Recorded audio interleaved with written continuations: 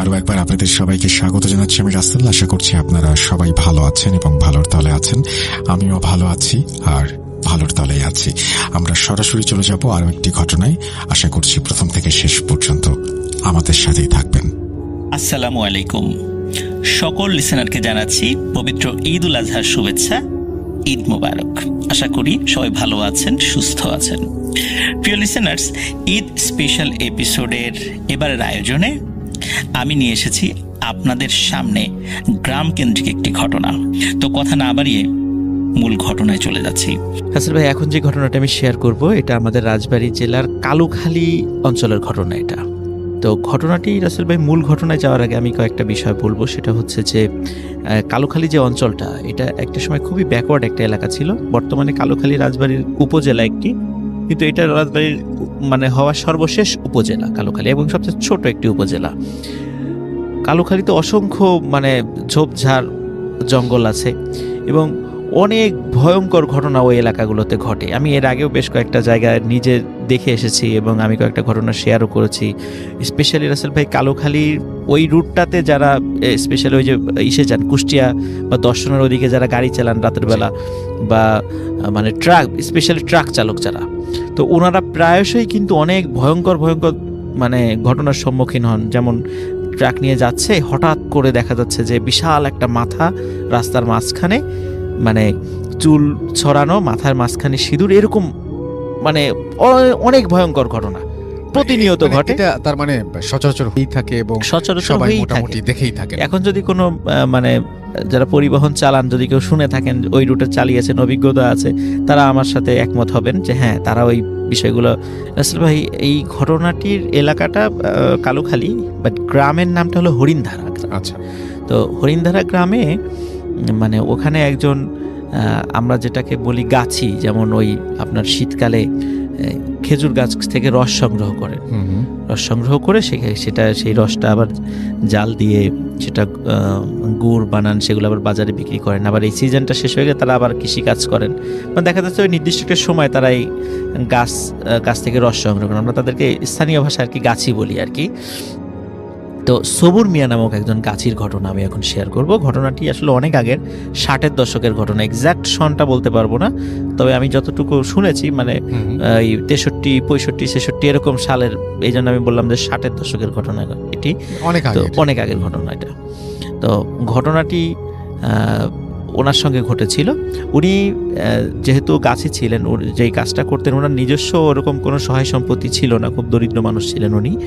তো যাদের খেজুর গাছগুলো রয়েছে, তো এই খেজুর গাছগুলো থেকে রস সংগ্রহ করার দায়িত্বটা ওনার উপরে পড়তো এবং রস সংগ্রহ করার পরে অর্ধেকটা উনি ওনার জন্য রেখে দিতেন এবং বাকি অর্ধেকটা মালিককে দিয়ে দিতেন। আচ্ছা। এবং ওনার জন্য যতটুকু হয় সেগুলো এক জায়গা করে অনেক রসই হতো, সেগুলো জাল দিয়ে গুড় তৈরি করে আবার বাজারে বিক্রি করতেন। এটা ছিল তার পেশা। আচ্ছা। এইভাবেই উনি জীবন চালাতেন। যখন এই সিজনটা শেষ হয়ে যেত তখন উনি বিভিন্ন জায়গায়, আমরা স্থানীয় ভাষায় কামলা বলি আর কি, ডে লেবার আর কি, ডে লেবার হিসাবে বিভিন্ন জায়গায় উনি কৃষিকাজ করতেন। এইটাই ছিল তার মানে পেশা। এখন রাসেল ভাই, উনি মানে রেগুলার যে কাজটা করতেন সেগুলো করছিলেন। হঠাৎ করে ওই হরিণধারা গ্রামের কাছে একটি শ্মশান রয়েছে। ওই শ্মশানের কাছে, মানে শ্মশানের এলাকার মধ্যে না, কিন্তু পাশে একজন মালিকের অনেকগুলো খেজুর গাছ রয়েছে, তো প্রায় 15-20টা খেজুর গাছ। আচ্ছা। তো ওনাকে বলেন যে খেজুর গাছগুলো মানে করে প্রসেসিং করে এখান থেকে রস সংগ্রহ করতে। তো উনিও সেটা রাজি হয়ে যান, কারণ সেটা তার আয়ত্তের মধ্যেই ছিল এবং সাধ্যের মধ্যেই ছিল, সেটা খুব বেশি দূরেও ছিল না। আর 15-20টা খেজুর গাছের মানে দায়িত্ব অনেক বিষয়, তার জন্য অনেক বড় কিছু। তো উনি রাসেল ভাই সেই গাছগুলো প্রসেসিং করে একটা নির্দিষ্ট প্রক্রিয়ার মাধ্যম দিয়ে সেটা মানে রস নেওয়ার উপযোগী করতে হয়। তো উনি সেগুলো করে মানে হাঁড়িগুলো লাগিয়ে রাখেন। রাসেল ভাই 1-2 দিন খুব ভালো যাচ্ছিল, খুব ভালো রস হয় ওখান থেকে, খুব মিষ্টি রস। কিন্তু 4-5 দিন যাওয়ার পর উনি একদিন গেছেন রস সংগ্রহ করতে ভোরবেলা, দেখে একটা হাঁড়িতেও রস নাই। তো তখন উনি সন্দেহ করেছেন গ্রামে এরকম দুষ্টু ছেলেপেলে থাকে যারা এরকম রাতের বেলা হাঁড়ি থেকে রস চুরি করে খায়, হয়তো বা এরকম কিছু হতে পারে, এটা নিশ্চয়ই চোরের কাজ। তো উনি দেখেন যে প্রায় প্রতিদিনই ওই ঠিক শ্মশানের ধারের ওই 15-20টা খেজুর গাছের রস নাই। আচ্ছা। তখন উনি আবার পরীক্ষা করে দেখেন যে আসলে কি রস পড়েছে রাতের বেলা। তখন উনি পরীক্ষা নিরীক্ষা করে দেখেন হ্যাঁ রস রাতের বেলা পড়েছে, সেই প্রমাণও আছে, কিন্তু হাড়ির মধ্যে কোনো রস নাই। এটা উনি যখন এরকম দেখছিলেন প্রতিনিয়ত রস চুরি হয়ে যাচ্ছে, তখন উনি এদিকে কিন্তু রাসেল ভাই ওই গাছের যিনি মালিক উনি তো এই কথা শুনবেন না, উনি কিন্তু প্রতিদিন ওই অর্ধেক রস বুঝে নেবেন তার কাছ থেকে, স্বাভাবিক। এখন উনি কিন্তু মালিক কোনোভাবে মানতেছে না। মালিক শেষে বলল যে ঠিক আছে তাহলে তুমি পাহারা লাগাও, দায়িত্ব তোমার, তোমাকে দায়িত্ব দিয়েছে, দায়িত্ব তোমার। তখন উনি রাসেল ভাই চিন্তা করলেন যে পাহারা আর কাকে লাগাবেন, তাকে আবার অতিরিক্ত টাকা দিতে হবে। উনি নিজে চিন্তা করলেন আমি নিজেই পাহারা দিব, নিজেই পাহারা দেওয়ার মানে চিন্তা করলেন রাসেল ভাই। উনি রাতের বেলা হাতে একটা বড় লাঠি নিয়ে, উনি হাতে একটা হারিকেন এবং বড় একটা লাঠি নিয়ে উনি পাহারা দেওয়া শুরু করলেন।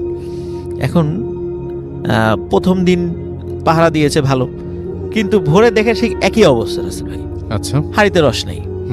তখন উনি চিন্তা করলেন যে নিশ্চয়ই সে যখন এই মাথা থেকে ওই মাথা গিয়েছে হাঁটতে হাঁটতে, তখনই মানে কেউ রস খেয়ে নিয়েছে বা রস পেরে নিয়ে চলে গেছে, অন্য হাড়িতে ঢেলে নিয়ে চলে গেছে। উনি এটা মনে করেছেন যে না আরো ভালো করে পাহারা দিতে হবে। আচ্ছা, পরের দিন রাসেল ভাই পাহারা দিলে একই অবস্থা, উনি পাহারা দেওয়ার পরেও রস নাই হাড়িতে। আচ্ছা, তৃতীয় দিন রাসেল ভাই যখন পাহারা দিচ্ছিলেন, তখন হঠাৎ ওই দিন আবার চাঁদের আলো ছিল, তখন ওনার মনে হলো যে গাছ বেয়ে একটা কালো ছায়া উঠে যাচ্ছে উপরের দিকে। আচ্ছা, তখন উনি চিন্তা করলেন যে হ্যাঁ এইবার আজকে চোর পেয়েছি, আজকে এটাকে ধরতে হবে। তখন উনি দৌড়ে ওই গাছের নিচে চলে গেলেন। গাছের নিচে চলে দেখেন যে ঠিক উনি যেটা আবসা একটা ছায়া হাড়ির থেকে রস খাচ্ছে। আচ্ছা, এবং উনি নিচ থেকে বললেন যে এই বেটা চোর নিচে নেমে আয়, মানে যেভাবে আর কি বলার দরকার আর কি, তখন উনি তাকে বলছিলেন। কিন্তু সে উনি খেয়াল করলেন যে এই কথাটা বলার পরে ওই আবছা ছায়াটা এক লাফ দিয়ে প্রায় 15-20 হাত দূরের আর একটা গাছের মাথায় চলে গেল। আচ্ছা, তখন উনি আবার কিন্তু এটা থেকে ভয় পান নাই, কি এই কারণে ভয় পান নাই, উনি জানতেন যে গ্রামাঞ্চলে অনেকে ব্ল্যাক ম্যাজিক করে খুব দ্রুত গাছে উঠতে পারে, গাছ থেকে নামতে পারে, এক গাছ থেকে আরেক গাছে যেতে পারে। উনি মনে করেছেন কোনো দুষ্টু প্রকৃতির লোক ব্ল্যাক ম্যাজিক জানে, এই কারণে এই খুব সহজেই এই রস চুরি করে চলে যেতে পারছে এবং এক গাছ থেকে আরেক গাছে লাভ, উনি কোনো মানুষই মনে করেছেন। তো উনি যখনই যে গাছের কাছে যান দেখে যে সেই জিনিসটা লাভ দিয়ে আর একটা গাছে চলে যায়। তো এইভাবে রাসেল ভাই প্রায় 7-8টা গাছ উনি এরকম তাকে যখন তাড়া করলেন ওই জিনিসটাকে, তখন এক সময় দেখা গেল ওই জিনিসটা আর পালাচ্ছে না, সে আস্তে আস্তে নেমে আসছে। নেমে আসার পর রাসেল ভাই এমনিতে তার মেজাজটা খুব গরম ছিল যে এরকম রস চুরি করে খেয়ে যায়, উনি কোনো ধরনের কোনো মানে চিন্তা ভাবনা ছাড়াই ওনার হাতের লাঠি দিয়ে মানে খুব জোরে একটা বাড়ি মারেন। আচ্ছা, ওই জিনিসটাকে বাড়ি মারার পরপরই যখন ওই জিনিসটা পড়ে যায়, তখন পড়ার পরে উনি ওই জিনিসটার চেহারাটা দেখতে পান রাসেল ভাই।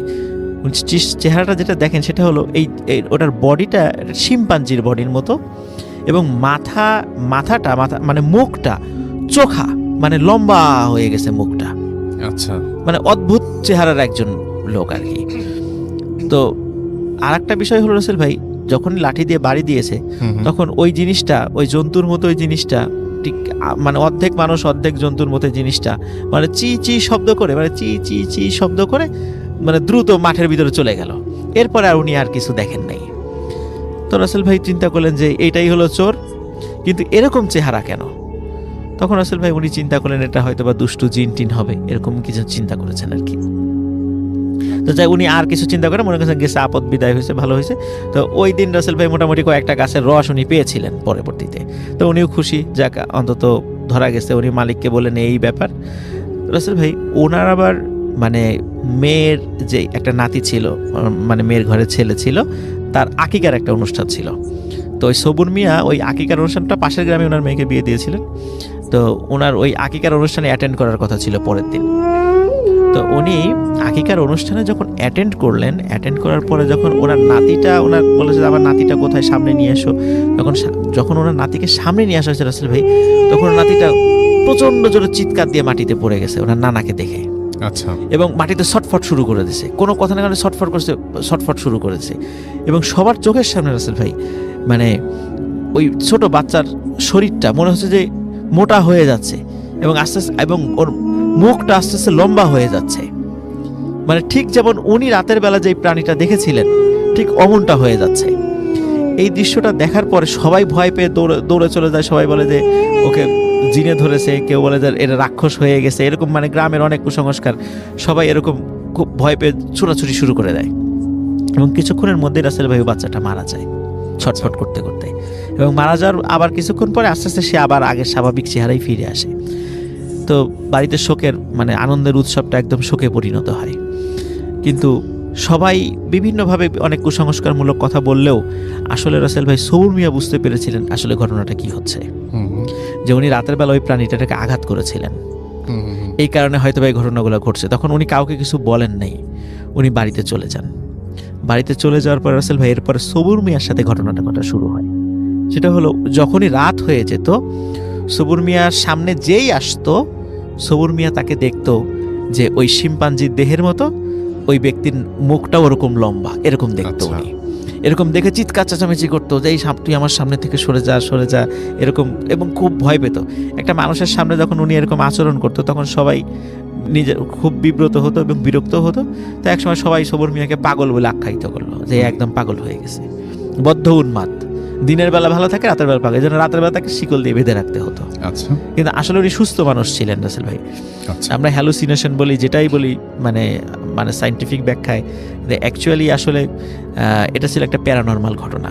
এরপর রাসেল ভাই যেটা হলো, রাতের বেলা মানে হুট করে ওনার ছোট ছোট বাচ্চা ছিল, ওনার বাচ্চা মেয়ের যেই ঘরে ঘুমায় থাকতো আর কি, ছেলেমেয়েরা, সেই ঘরে একটা খট করে শব্দ হয়। তখন ওনার ওয়াইফ পাশের ঘর থেকে উঠে যখন ওখানে যান, তখন বলেন যে কি ব্যাপার, আমাদের মেয়ে ছোট জন কোথায় গেল? দরজা তো বন্ধ, ওয়াশরুমও তো বাইরে, যদি বাইরেও যায় তা তো ওয়াশরুম, আর ছোট মানুষ বাইরে গিয়ে তো ডাক দিয়ে যাবে, একা তো যাওয়ার সাহসই নেই, তারপর দরজা বন্ধ সাথে সে কোথায় গেল? তখন রাসেল ভাই, এখন সবুর মিয়া তো শিকল দিয়ে বেঁধে রাখা হয়েছে, তখন তার শিকলটা খুলে দেখা, বলে যে তাড়াতাড়ি তুমি খোঁজো এখন তোমার মেয়েকে। তখন রাসেল ভাই ওনারা হাজব্যান্ড ওয়াইফ মিলে এবং গ্রামের অন্য লোকদেরকে ডাকে এবং ডেকে খোঁজা শুরু করে যে কোথায় আছে। রাসেল ভাই শেষ পর্যন্ত ওনার মেয়ের দেহটা ওই যে শ্মশানের পাশে যে খেজুর গাছ ছিল, সেই খেজুর গাছের উপর রক্তাক্ত অবস্থায় পাওয়া যায়, মানে ওনার মেয়েকে মানে মেরে ফেলেছে আর কি। তো রাসেল ভাই এই যখন উনিও এরকম উন্মাদ অবস্থা, এই ঘটনার সলিউশনটা যেভাবে আমি সেখানে যাচ্ছি, সেটা হচ্ছে যে আমাদের ওই কালুখালী বা আমাদের রাজবাড়ি অঞ্চলে বেশ ওই সময়টাতে এবং এখনও একটা মানে পীরের একটা মানে অনেক ভক্ত আছেন, মানে হক্কানি পীরের ভক্ত আছেন আর কি। তো ওই সময় আরও অনেক বেশি ছিল আর কি। তখন ওই বুজুর্গ ব্যক্তি যখন ওই এলাকায় আসেন, আসার পরে ওই সবুর মিয়াকে শিকল দিয়ে বেঁধে তার সামনে নিয়ে যাওয়া হয়। তখন সবুর মিয়াকে দেখেই উনি বলেন যে বাবা, রাতের বেলা এরকম কোনো জিনিস দেখলে হঠাৎ করে আঘাত করতে হয় না। এবং রাসেল ভাই এখানে একটা বিষয় বলে রাখা ভালো, যে আমাদের হাদিসেও কিন্তু আছে যে রাতের বেলা যদি আমাদের সামনে বা দিনের বেলাতেও যদি আমাদের অস্বাভাবিক যদি কোনো প্রাণী আমাদের সামনে আসে, প্রথমে আগে বলতে হবে যে তুমি যদি জিন হয়ে থাকো তাহলে তুমি চলে যাও। এরকম 3 বার বলার পরে যদি সেটা না যায়, বুঝতে হবে যে সেটা প্রাণী, সে যদি ক্ষতিকারক হয় তাহলে তাকে আঘাত করা যাবে। এবং সে যদি 3 বার বলার পরে যদি সে চলে যায়, তাহলে তাকে আর কোনো আঘাত করা যাবে না। আসলে ভাই সবুর মিয়া কিন্তু এই ধরনের কোনো কথা না বলে উনি কিন্তু তাকে গালিগালাজ করে, এবং একটা সময় তাকে সে যখন গাছ থেকে নেমে আসার পরে সে কিন্তু আঘাত করেছিল, এবং আঘাতের প্রতিশোধ হিসাবেই কিন্তু এই ঘটনাগুলো ঘটেছিল। তো এই জন্য রাসেল ভাই রাতের বেলা চলার সময় কিন্তু আমরা এই ধরনের ঘটনার সম্মুখীন হতেই পারি, কিন্তু খুব সতর্কতার সাথে আমাদেরকে বিষয়গুলো হ্যান্ডেল করতে হবে। রাসেল ভাই তারপরে ওই বুজুর্গ ব্যক্তির দোয়ার বরকতে সবুর মিয়া সুস্থ হয়েছিলেন, উনি অনেক দিন বেঁচে ছিলেন, ওনার নাতিপুতিরা এখনো জীবিত আছেন। তো এইটাই ছিল রাসেল ভাই ঘটনা।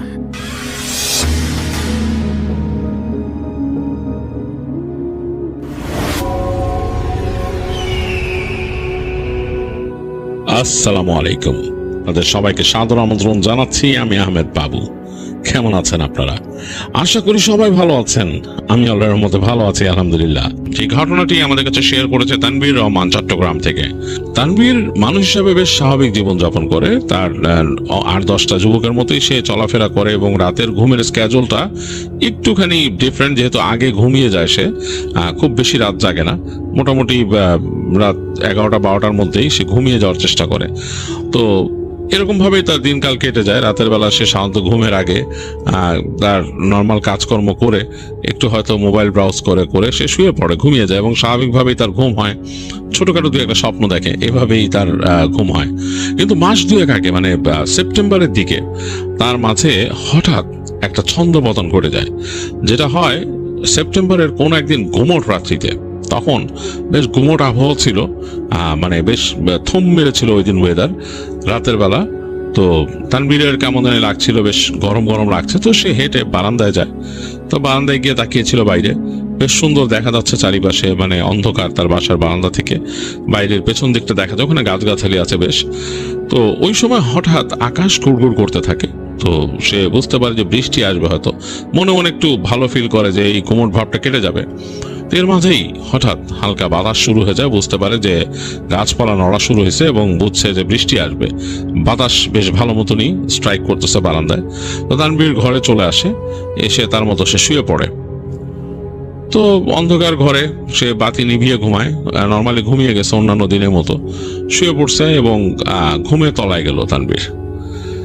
এর মাঝে সে একটা বাজে দুঃস্বপ্ন দেখে। এই বাজে দুঃস্বপ্নটা খুবই ভয়ঙ্কর এবং অনেকটা মনে হচ্ছিল রিয়েলিস্টিক একটা স্বপ্ন সে দেখছে, যেটা মনে হচ্ছে চারিপাশে একেবারে নিকষ কালো অন্ধকার।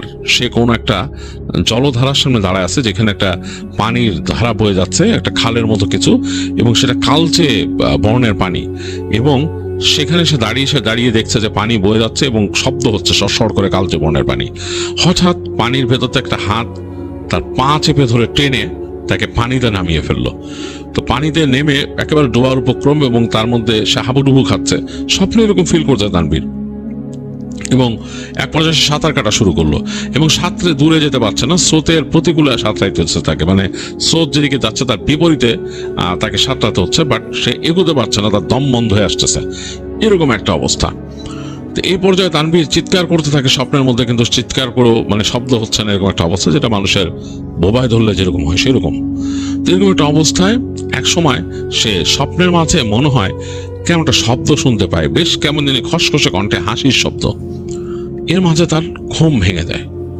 তো ঘুম ভেঙে লাফ দিয়ে উঠে তানভীর, উঠে বসে বিছানায় উঠে দেখতেছে যে রাতের বেলা বেশ বাইরে ঝড় বৃষ্টি হচ্ছে এবং বৃষ্টির শব্দ পাওয়া যাচ্ছে, বেশ পটপট করে বৃষ্টি পড়তেছে তার বারান্দার পাশে, জানলার মধ্যে বৃষ্টির ছাট লাগতেছে। এরকম একটা সময় সে উঠছে এবং পুরা রাত এই অন্য কোনো শব্দ নাই, ঝড় বৃষ্টির শব্দ ছাড়া বাসার মধ্যে নীরবতা এবং মাঝে মাঝে আকাশ গুড়গুড় করতেছে। তো বেশ ভয় লাগছে তার কাছে, বুকটা ধুক ধুক ধুক ধুক করতেছে। তানভীর চিন্তা করতেছে একটু পানি খেতে হবে। তো তার বিছানার পাশে পানি ছিল না, তাকে হেঁটে যেতে হবে সামনে ডাইনিং স্পেসে। তো সে ওঠার চিন্তা করতেছে। এই সময় তার রুমটার পাশে কিন্তু একটা ফাঁকা, মানে দরজাটা ফাঁকা, সেখান থেকে চলে গেছে পাশের দিকে। সে খেয়াল করে দেখলো যে তার রুমের পাশের দরজাটাতে সেখানে সে কিছু একটা দেখতেছে দূর থেকে। তো ওইখানে একটা আলনার মতো ছিল, তো সে মনে করলো আলনাতে কিছু কাপড় বা কিছু নাকি। তারপর দেখলো সেটা নড়ে উঠলো কাপড়টা। তো তানভীরের বুকের মধ্যে একটু ছেদ করে উঠছে, সে মনে হচ্ছে কি নড়তেছে। ভালো মতো খেয়াল করে সে দেখলো, হঠাৎ মনে হলো যে ওইখান থেকে সাদা রঙের কিছু একটা প্রায় 8-10 ফিট উঁচু ছাদের, তাদের একদম চালের কাছাকাছি উচ্চতা, সেটা হেঁটে নড়ে সরে গেল পাশে, একটা কাপড় এরকম উঁচা। তারপর সে দেখলো ধপ ধপ করে ফ্লোরে শব্দ হচ্ছে। তার ফ্লোরে যদি কেউ গোড়ালি দিয়ে হাঁটে, গোড়ালি আগে হিট করে হাঁটে যেরকম সেরকম, এবং ওই কাপড়ের উচ্চতা জিনিসটা মনে হচ্ছে একটু নিচু হয়ে যাচ্ছে, একটু উপর উঠতেছে। মানে খুব লম্বা একটা মানুষ যদি হাঁটু ভাঁজ করে করে এরকম করে হাঁটে আর গোড়ালি দিয়ে ফ্লোরে ট্যাপ করে আসে, সেরকম শব্দ হচ্ছে। পাশের রুম থেকে সেটা হাঁটতে হাঁটতে তার রুমে চলে আসতো, তার পায়ের কাছে, এবং সেখান থেকে হাঁটতে হাঁটতে তার পাশে চলে আসতেছে। সে স্পষ্ট ফিল করতেছে সেই জিনিসটা জোরে জোরে নিঃশ্বাস নিচ্ছে। তানভীরের মানে মানে ভয়ে মানে মনে হচ্ছে সে তখনই তার হুঁশ হারায় ফেলবে। সে মনে মনে দোয়া পড়া শুরু করলো এবং দোয়া পড়ার চেষ্টা করতেছে, মানে মানে মুখ দিয়ে পড়ার চেষ্টা করতেছে, মুখ দিয়ে শব্দ বেরোচ্ছে না, মনে মনে পড়তেছে, মুখ দিয়ে সে শব্দ করতে পারতেছে না। সে যখন নাকি দোয়া পড়ার চেষ্টা করছে তখন মনে হচ্ছে ওই যে ওইটা দুপ দুপ করে লাফাতে লাফাতে একটু পেছনেও চলে গেল, মানে কয়েক পা পিছিয়ে গেল। তানভীর আরো চেষ্টা করতেছে, এটা আবার কাছায় আসতেছে, এরকম একটা অবস্থা। আর তানভীরের মনে হচ্ছে যে তার মুখটা, গলাটাকে চেপে রাখছে, সাউন্ড করতে পারতেছে না। সে কিন্তু সম্পূর্ণ জাগ্রত অবস্থায় বসে আছে বিছানার মধ্যে, এর মধ্যে এরকম হচ্ছে এবং সে দেখতে পাচ্ছে এটা ধুপ ধুপ করে করতেছে। তো তানভীর ভয়ে দোয়া পড়ার চেষ্টা তো করতেছে, এরপর মানে তার বাবা বা মাকে চিৎকার করে ডাকারও চেষ্টা করছে, কিন্তু কোনো শব্দ তার গলা দিয়ে বেরোচ্ছে না। কিছুক্ষণের মধ্যে সে দেখলো ওই জিনিসটা তুপ তুপ করে হেঁটে তার বিছানার পাশে চলে আসলো এবং লাফ দিয়ে তার গায়ের উপর পড়লো। তার কাছে মনে হলো যে তার শরীরটাকে চেপে ধরলো একটা ঠান্ডা কিছু, এবং তানভীরের চোখ মুখ ঠান্ডা হয়ে আসলো, তার আর কিছু মনে নাই, সে হুঁশ হারায় ফেলছে। পরদিন তানভীরের যখন হুঁশ ফিরে, সে দেখে যে তার মাথার মধ্যে পানি ঢালা হচ্ছে। তার মা পানি ঢালতেছে, একটা বালতি ওয়েল ক্লথের উপরে একটা বালিশ রেখে তার মাথা দিয়ে পানি ঢালতেছে, এবং সে বুঝতে পারলো তার সারা শরীরে প্রচন্ড জ্বর, ঠান্ডা লাগতেছে তার। সে তার মাকে বলতে শীত লাগতেছে। তো তার মা বললো একজনকে যে তার গায়ে একটা কাপড় দিয়ে দিতে, চাদর। তো দিল সে। তার মা বলতেছে, কি হয়েছে তোর, এরকম ঘুমাইতেছিলি কেন সকালবেলা? তো তানভীর তার মাকে বললো সে কি দেখছে রাতে। তো তার মা শুনলো, শুনে তার দিকে কিছুক্ষণ তাকায় থাকলো। তো তিনি আবার মাথা ঘুরায় বললেন ওইদিকে তার এক খালা ছিল, তাকে, তাহলে ঠিকই দেখছে কিছু। তো তানভীর বুঝতে পারলো না তার মা কি দেখছে। তো যাই হোক, তাকে মাথায় পানি ঢাললো এবং তারপরে তার খালাকে বসায় রাখলো রুমে, রেখে তার মা চলে গেল। বললো খালাকে, বললো সাথে থাকতে। তো খালা তাকে আবার জিজ্ঞেস করতেছে, তুমি কি বেশি ভয় পাইছো, ডরাইছো বেশি? তো তানভীর জাস্ট মাথা নাড়তেছে, এরকম একটা অবস্থা। তো অনেকক্ষণ পর মানে ওই দিন যতক্ষণ পানি ঢালতেছিল তখন হয়তো দুপুরের পরে, বিকালের দিকে তানভীরদের বাসায় তানভীরের বাবার সাথে একজন মৌলানা সাহেব আসলেন এবং তিনি এসে ঘরে ঢুকলেন। তো ঢুকে তিনি এদিক ওদিক তাকাচ্ছেন, দোয়া পড়তে পড়তে ঢুকছেন তিনি। ঢোকার পর তিনি জিজ্ঞেস করতেছেন তানভীরের আব্বাকে যে কি দেখছে, মানে তার মার কথা জিজ্ঞেস করতেছে কি দেখছে। তো তিনি বলতেছেন, তানভীরের বাবা বলতেছেন যে ওর মা দেখলো যে ওর উপরে কিছু একটা ঝুঁকা ছিল, এরকম কোন একটা এরকম আকৃতির মতো ঝুঁকা ছিল ওর দিকে। ওর মা যখন এখানে গেছে তখন ওইটা স্যাট করে সরে গেছে এখান থেকে, মিলে গেছে বাতাসে এরকম। মৌলানা সাহেব জাস্ট মাথা নাড়লেন। তো তানভীরের কাছে আসলেন। তানভীর বুঝলো যে তার উপর যে কিছু আসছিল বা তাকে কালকে কেউ ধরছিল, এটা আসলেই ধরছিল, এটা সে বুঝলো যে তার মা এরকম দেখছে। তো মৌলানা সাহেব এসে বসলো তার পাশে, সে তার গায়ের জ্বরটা দেখলো, তারপরে তাকে জিজ্ঞেস করলো, বাবা কি দেখছো কালকে, তুমি কিছু দেখছো রাত্রেবেলা? তো তানভীর বললো যে আমি দেখছি। বলে কি, বলে রাত্রেবেলা এরকম এই জিনিস হয়েছে। তো বলে আচ্ছা। তো তিনি তখন তানভীরের সামনে বসে দোয়া পড়া শুরু করলেন। দোয়া পড়তে অনেকক্ষণ দিন দোয়া পড়লেন। দোয়া পড়ে বললেন যে ছেলেটাকে তো আসলে খারাপ জিন আসর করছে এবং সে আশেপাশেই আছে, সে তককে আছে, আপনার না থাকলে আবার এসে ধরবে ওকে। তো ওরে রুকাইয়া করতে হবে, আপনারা ব্যবস্থা করেন। তো তিনি বললেন তানভীরের আব্বাকে যে ঘরটার ভালো মতো মোছায় ফেলতে, পরিষ্কার পরিচ্ছন্ন করতে। তিনি ওখানে করবেন, আসন দিবেন, বসে যেটা করে আর কি, তিনি আসন দিবেন এবং আগরবাতি জ্বালাইতে বললেন। আর বললেন যে আপনি থাকেন, তার মা থাকেন, আপনারা দুইজন, আর কারো দরকার নাই, আর ও থাকুক, তারপর আমরা শুরু করবো রুকাইয়া। তো মোটামুটি এর মধ্যে ইমাম সাহেব বা হুজুর যিনি ছিলেন, তিনি যে আসরের নামাজটা পড়ে আসলেন। আসার পরে ঘরের মধ্যে ততক্ষণ এরকম মুছে ফেলা হয়েছে, পরিষ্কার পানি দিয়ে, গোলাপ জলের পানি দিয়ে পরিষ্কার পরিচ্ছন্ন করে আগরবাতি জ্বালানো হয়েছে দরজা লাগায়। তারপরে তিনি রুকাইয়া শুরু করলেন তানভীরকে বসায়। তো দোয়া পড়তেছেন। তানভীরের কাছে মনে হয়েছিল যে তার শরীরটা আস্তে আস্তে হালকা হয়ে যাচ্ছে, সে মনে হচ্ছে বাতাসে ভাসতেছে। এরকম করতে করতে এক সময় সে আর তার কিছু খেয়াল নাই, তার মনে হচ্ছে যে সে জানি কেমন একটা জগতে চলে গেছে, এরকম মনে হয়েছে তানভীরের কাছে। কিন্তু সে পরবর্তীতে শুনছে কি হয়েছিল। তানভীর নাকি হঠাৎ করে চোখ মেলে, তার বাবা মা দুজন দেখে যে একেবারে ছেলের চোখ ডিফারেন্ট, পুরা এরকম চোখ মেলে হোয়াইট ভাবে তাকায় আছে, রাগম্বিত ভাবে। তখন বলতেছে যে কি ব্যাপার, আমার এখানে আনসাস কেন ওর উপরে আবার? তখন মৌলানা সাহেব বললেন যে এই ছেলেটাকে কেন ধরছিস, কি ব্যাপার, কি করছে তোরে? তো তখন তানভীরের কণ্ঠে ওই চিন্তা বলতেছে, ধরবো না, ও মাগরিবের সময় কবরস্থানে ঢুকছে, ঢুইকা দাঁড়ায় ফোনে কথা কয়। আবার আমি ওইখানে বইসা ছিলাম একটা গাছের পাশে, আমার চুল ধরে দিছে টান, দিয়া আমার চুল ছিঁড়া ফালাইছে 2-3টা। তারপর আবার হাঁটা ধরছে ওখান থেকে, হাঁটতে চুলটা ফালায় আবার পাড়া দিয়ে গেছে চুলটা। ওরে তো শেষ করে দিব, হয়তো থাকতে পারবো না, ওরে তো আমি শেষ করব। তো তখন মৌলানা সাহেব বলে যে ও বুঝে নাই, ছেলে মানুষ হয়তো ভুলে করছে, সে তো বুঝে করে নাই, সে তো তোমাকে দেখে নাই, যাই হোক ওকে মাফ করে দাও, এরকম করো না, ওরে আর করো না, ডিস্টার্ব করো না, ছেড়ে দাও। যাই হোক তখন ওই জিনটা নাকি বলতেছিল যে না, ও এরকম আমাকে অপমান করছে, আমি ছেড়ে যাব না। তো তখন মৌলানা সাহেব তাকে অনেক বুঝায় এবং সে দোয়া দরুদ পড়ে এবং বিভিন্ন রকম তার মতো করার পরে ওই জিনটাকে তিনি বলেন, বুঝাইতে সমর্থ হন যে যাতে ছেলেটা না বুঝে করছে, চলে যেতে ওকে ছেড়ে। তো তখন তাকে নাকি ছেড়ে যায়, তানভীরকে নাকি ছেড়ে যায়, আর বলে যে আমি কিন্তু ওরে হিসাবে রাখলাম, ও যদি আবার এরকম কোনো জায়গা দিয়ে যায় আর আমার সামনে পড়ে বা আমার আত্মীয় স্বজন কারোর সামনে পড়ে, তারপর কিন্তু ওরে কিন্তু শেষ করে দেবো, কারণ ওরে কিন্তু আমি হিসাব করে দিছি, ওরে আমি চিহ্ন দিয়ে দিছি, আমার আত্মীয় স্বজন ওরে চিনবো এখন থেকে। তো যাই হোক হুজুর অনেক দোয়া দরুদ পড়ে তাকে ছাড়ায় আর কি, তার থেকে আলাদা করে। তো আলাদা করার পরে তানভীর নাকি এরকম এলায় পড়ে যায়, আর তার বাবা মা দেখে যে ছেলে এলায় পড়ে গেছে। তো তারপরে হুজুর বলে যে আপনারা বাতি জ্বালেন, বাতি জ্বালানোর পরে হুজুর দোয়া দরুদ পড়ে ফু দেন, তার পড়া পানি দেন এবং তার জন্য পড়া তেল দিয়ে দেন, বলে গায়ে মালিশ করে দিতে, গোসল করাইতে, এবং বলে যে ছেলেকে আপনারা একটু নজরে রাখবেন যাতে সে নামাজ কালাম ঠিক মতো পড়ে, আর এদিকে এলোমেলো সময় বেরোতে দিয়েন না। আর ওকে জিজ্ঞেস করেন পরে ওকে আসলে কবরস্থানে গেছিল, এরকম কিছু টান দিছে, এগুলো জিজ্ঞেস করেন। তো এগুলো বলে মৌলানা সাহেব বলে যে আসলে কিছু কিছু ব্যাপার আছে, কিছু কিছু সময় আছে যে সময়গুলোতে আসলে ঠিক না, মানে এরকম স্পষ্ট কোনো নিষেধ নাই, বাট ঠিক না।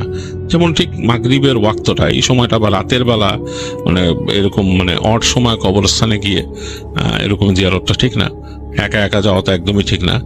আর ও তো একা একা আসতেছিল, ওকে জিজ্ঞেস করেন, নিশ্চয়ই মনে হয় এলোমেলো কিছু হয়তো করছে ওখানে গিয়ে, নাপাক অবস্থায় ওরকম যাওয়া ঠিক না। এগুলো বলেন হুজুর, বলে যে ঠিক মাগরিবের ওয়াক্তটায় আজান দিতেছে, ওই সময় তো বলাই আছে যে শয়তান ছোটাছুটি করে, জিনদের মধ্যে যারা এরকম শয়তান আছে ছোটাছুটি করে ওই সময়টা, আর ওরকম কবরস্থানের আশেপাশে থাকা ঠিক না।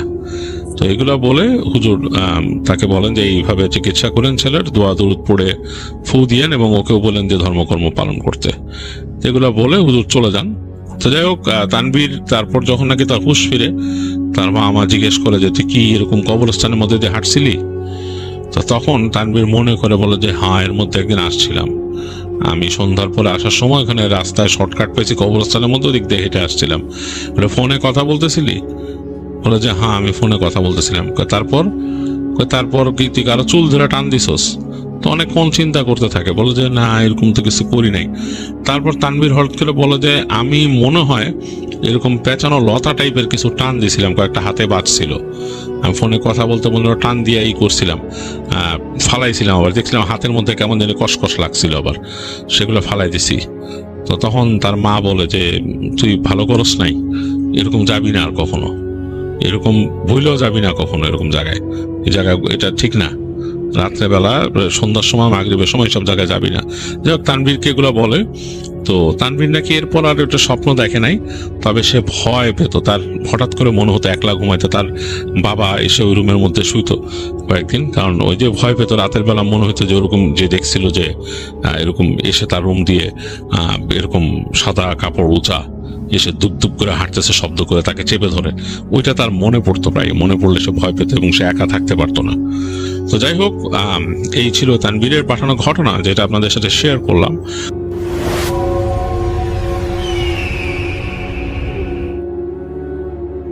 আসসালামু আলাইকুম রাসেল ভাই এবং প্রিয় লিসেনার্সরা, আশা করি আপনারা সবাই অনেক ভালো আছেন। আমার নাম আব্দুল হামিদ তমাল, আমি ডানমুড়ি থেকে বলছি।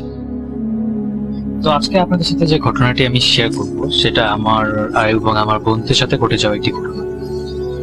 আমি বলবো না যে ঘটনাতে এক্স্যাক্টলি সুপারন্যাচারাল বা প্যারানর্মাল কিছু আছে, আর যে ঘটনাটি আমাদের সাথে ঘটেছে সেটা আমরা লজিক্যালি এক্সপ্লেইন করতে পারছি। তো আমি আর সময় নষ্ট না করে সরাসরি ঘটনা চলে যাই।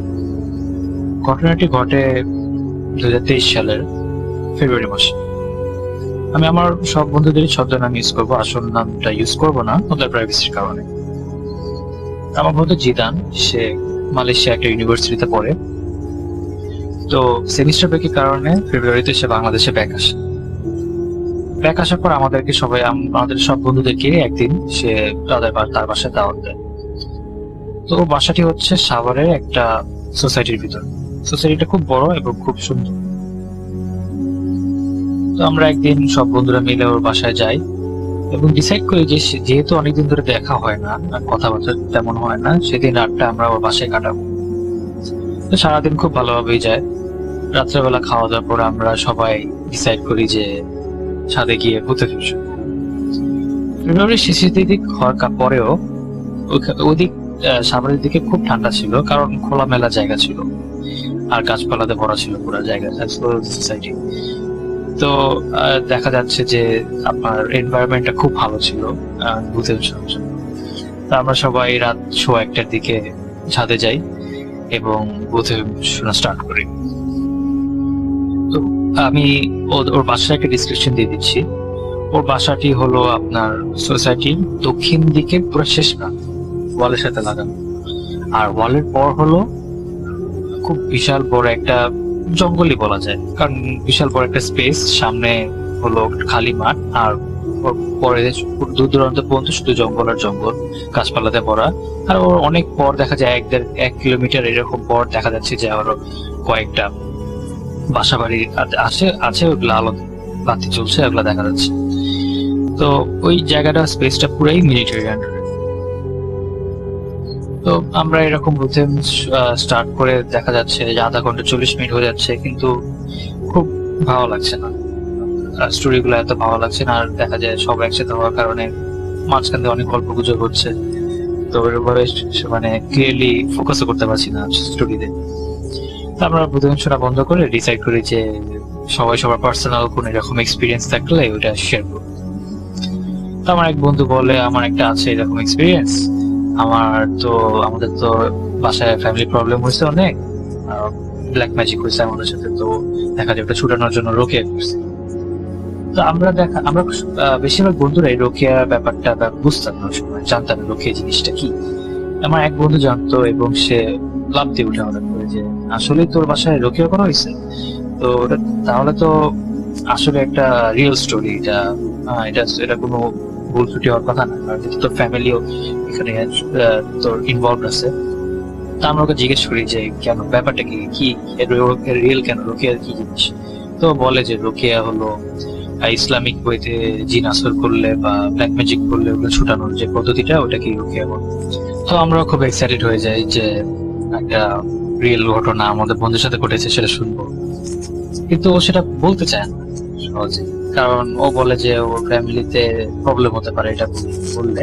তো আমরা খুব জোরাজুরি করার পর সে বলে যে আচ্ছা আমি যতটুকু পারি কম ডিটেলসে আমি স্টোরিটা বলবো। তো বলা শুরু করে যে এরকম রোকেয়া করা হয়েছে, ওর তখন ওকে দেখানো হয়েছে যে বাসার কোথায় এরকম তাবিজ কাগজ লুকানো ছিল, বিভিন্ন ব্ল্যাক ম্যাজিক করতে যে আইটেমগুলো ইউজ করা হয় ওগুলো কোথায় লুকানো ছিল সেগুলো দেখায়। তারপর কোন জিন তাদের বাসায় ওদেরকে জ্বালাতনা করছিল সেটাও দেখায়। তো এগুলো বলার মাঝখানে হঠাৎ করে আপনার যে জঙ্গল ছিল সোসাইটির বাইরে, যে মিলিটারি আন্ডারে যে জঙ্গলগুলো ছিল খুব দূর, সেখান থেকে খুব দূর থেকে আপনার শেলের ডাক শুনে, এবং একটা শেল না, দেখা যায় 15-20টা শেল একসাথে ডাকছে, এরকম একটা আওয়াজ শুনতে পাই খুব দূর থেকে। তো আপনার কয়েক সেকেন্ডের ভিতরেই আমরা বুঝতে পারছি যে শেলের ডাকটা আরো জোরে, মানে ডাকটা আরো জোরে হচ্ছে, সাউন্ডটা বাড়তেছে আর এবং আরো কাছে আসতেছে আমরা দেখি। তো আমরা একটু ভয় পাই। ও কিন্তু স্টোরি বলতে আছে, কিন্তু একটা সময় এমন হয় আর কয়েক সেকেন্ড পর, ঘটনাটা খুব কম সময় হয়, আর কয়েক সেকেন্ড পর দেখা যাচ্ছে যে না, শেয়ার ডাকটা একদম এবার অনেক জোরে হয়ে গিয়েছে, আর মনে হচ্ছে যে একদম বাসার নিচ থেকে, মানে জাস্ট ওয়ালের বাইরেই বাসার নিচ থেকে আওয়াজটা আসতেছে। তো ওইদিন মেঘলা ছিল আকাশ রাত্রেবেলা, কিন্তু ক্লিয়ারলি সব দেখা যাচ্ছিল। আর এবং আপনার আমাদের বাসার যে মানে ওয়ালের বাইরে ফার্স্টের দিকে সামনে কিন্তু শুধু মাঠ ছিল খালি, ও পরের দিক থেকে একটু পরে গিয়ে জঙ্গলগুলো, গাছপালাগুলো। তো শেল যদি এত সামনে এসে পড়ে তাহলে কিন্তু আমরা ক্লিয়ারলি দেখতে পারবো যে শেল যে স্বপ্ন দেখতে পারলে একটা দুটো তো দেখতে পারবো যে দৌড়াদৌড়ি করছে, কিন্তু আমরা মাঠে কিছু দেখতে পারি, মাঠটা পুরো খালি ছিল, কিন্তু ঠিকই নিচ থেকে শেয়াল ডাকগুলো শোনা যাচ্ছে, আর খুব অনেক জোরে শেয়ালের ডাক। কারণ 15-20টা শেয়াল যদি আপনার বাসার নিচ থেকে চিলাচিলি করে চিৎকার করে অবশ্যই সেটা খুব জোরে হবে। আমরা খুব ভয় পেয়ে যাই। তো আমার বন্ধু তো স্টোরি কন্টিনিউ করতে পারে না, মানে এমন মনে হচ্ছে যে ওকে কন্টিনিউ করতে দিচ্ছে না সেটা ডাক খোলা। তো আমরা খুব ভয় পাই এবং আমি আমার বন্ধু জিদান একসাথে আয়াতুল কুরসি পড়া শুরু করি। তখনও চিলাচিলি চলছে শেয়ালের, কিন্তু যেই আয়াতুল কুরসি আমরা পড়া শেষ হয় সাথে সাথে শেয়ালের ডাকগুলো বন্ধ হয়ে যায়, পুরো পিন ড্রপ সাইলেন্স হয়ে যায়। এমন মনে হয় যে কিছুই হয়নি, এতক্ষণ কোন শেয়ালের ডাক, কোন শেয়ালে নিয়ে আশা করছে, কিছু হয়নি, এমন সাইলেন্ট হয়ে যায় পুরো এনভায়রনমেন্টটা। তো আমরা খুব ভয় পাই অবশ্যই, কারণ ও এমনি বলছিল যে বললে সমস্যা হতে পারে, তারপর বলার মাঝখানে এরকম কিছু একটা হয়ে গেছে। তো আমরা তখন আর সাথে থাকি না, এসে পড়ি। তা আমি রাসেল ভাই, আমি সেটাই এক্সপ্লেন করতে পারছি না যে এমন একটা জিনিস কেন হলো। যদি শেয়ালের বুঝতে পেরেছি যে আপনার খোলা মাঠ থাকার কারণে ভয়েস ইকো করে, ভয়েসটা আরো কোনো ভয়েস বা চিৎকার চেঁচামেচি হলে আরো জোরে আসে, দূর থেকে মনে হয় যে আরো কাছে জিনিসটা, কিন্তু আওয়াজটা অনেক দূরের থেকে আসতেছে, বাট মনে হচ্ছে যে অনেক কাছে। কিন্তু এমন একটা আওয়াজ যদি আপনার মনে হয় যে বাসার নিচে এসে পড়েছে, তাহলে তো অবশ্যই শিয়ালগুলো নাইলেও তো দেখা যাবে যে আপনার মাঠে আছে বা গাছপালা থেকে বের হয়ে মাঠে এসেছে, এটা তো দেখা যাবে। বাট আমরা শিয়ালগুলো, একটা শিয়ালও দেখি নেই সেদিন রাতে আশেপাশে, এবং প্রত্যেকটা শিয়ালের ডাকই আপনার আয়াতুল কুরসি পড়ার সাথে সাথে বন্ধ হয়ে গেছে। সেটা তো হওয়ার কথা না। আমি শিয়ালের ডাক আয়াতুল কুরসি পড়ার সাথে বন্ধ কেন হবে? ওরা তো ওদের মতো ডাকতেই হয়, হইতে পারে কোনো কারণে ডাক চিলাচিলি করছে যারা, তাদের তো, কিন্তু আয়াতুল কুরসি পড়ার সাথে সাথে সেটা বন্ধ হয়ে গেছে, আর কোনো একটা ফোটা ডাক আমরা আওয়াজ পাইনি ওর পর। তো আমি ঘটনাটা এক্সপ্লেন করতে পারিনি, আর আমার বন্ধুদের সাথেও কয়েকবার ডিসকাস করেছি এই ঘটনাটা নিয়ে, কিন্তু আমরা কেউ কোনো লজিক্যাল একটা এক্সপ্লেনেশন যে বের করতে পারবো সেটা পারিনি। এরপর আমাদের সাথে আর কোনো ঘটনা ঘটেনি ওই দিন, সেদিন রাতের পর। আর আলহামদুলিল্লাহ এখন সবাই ভালো আছে। এটাই আমার ঘটনা ছিল।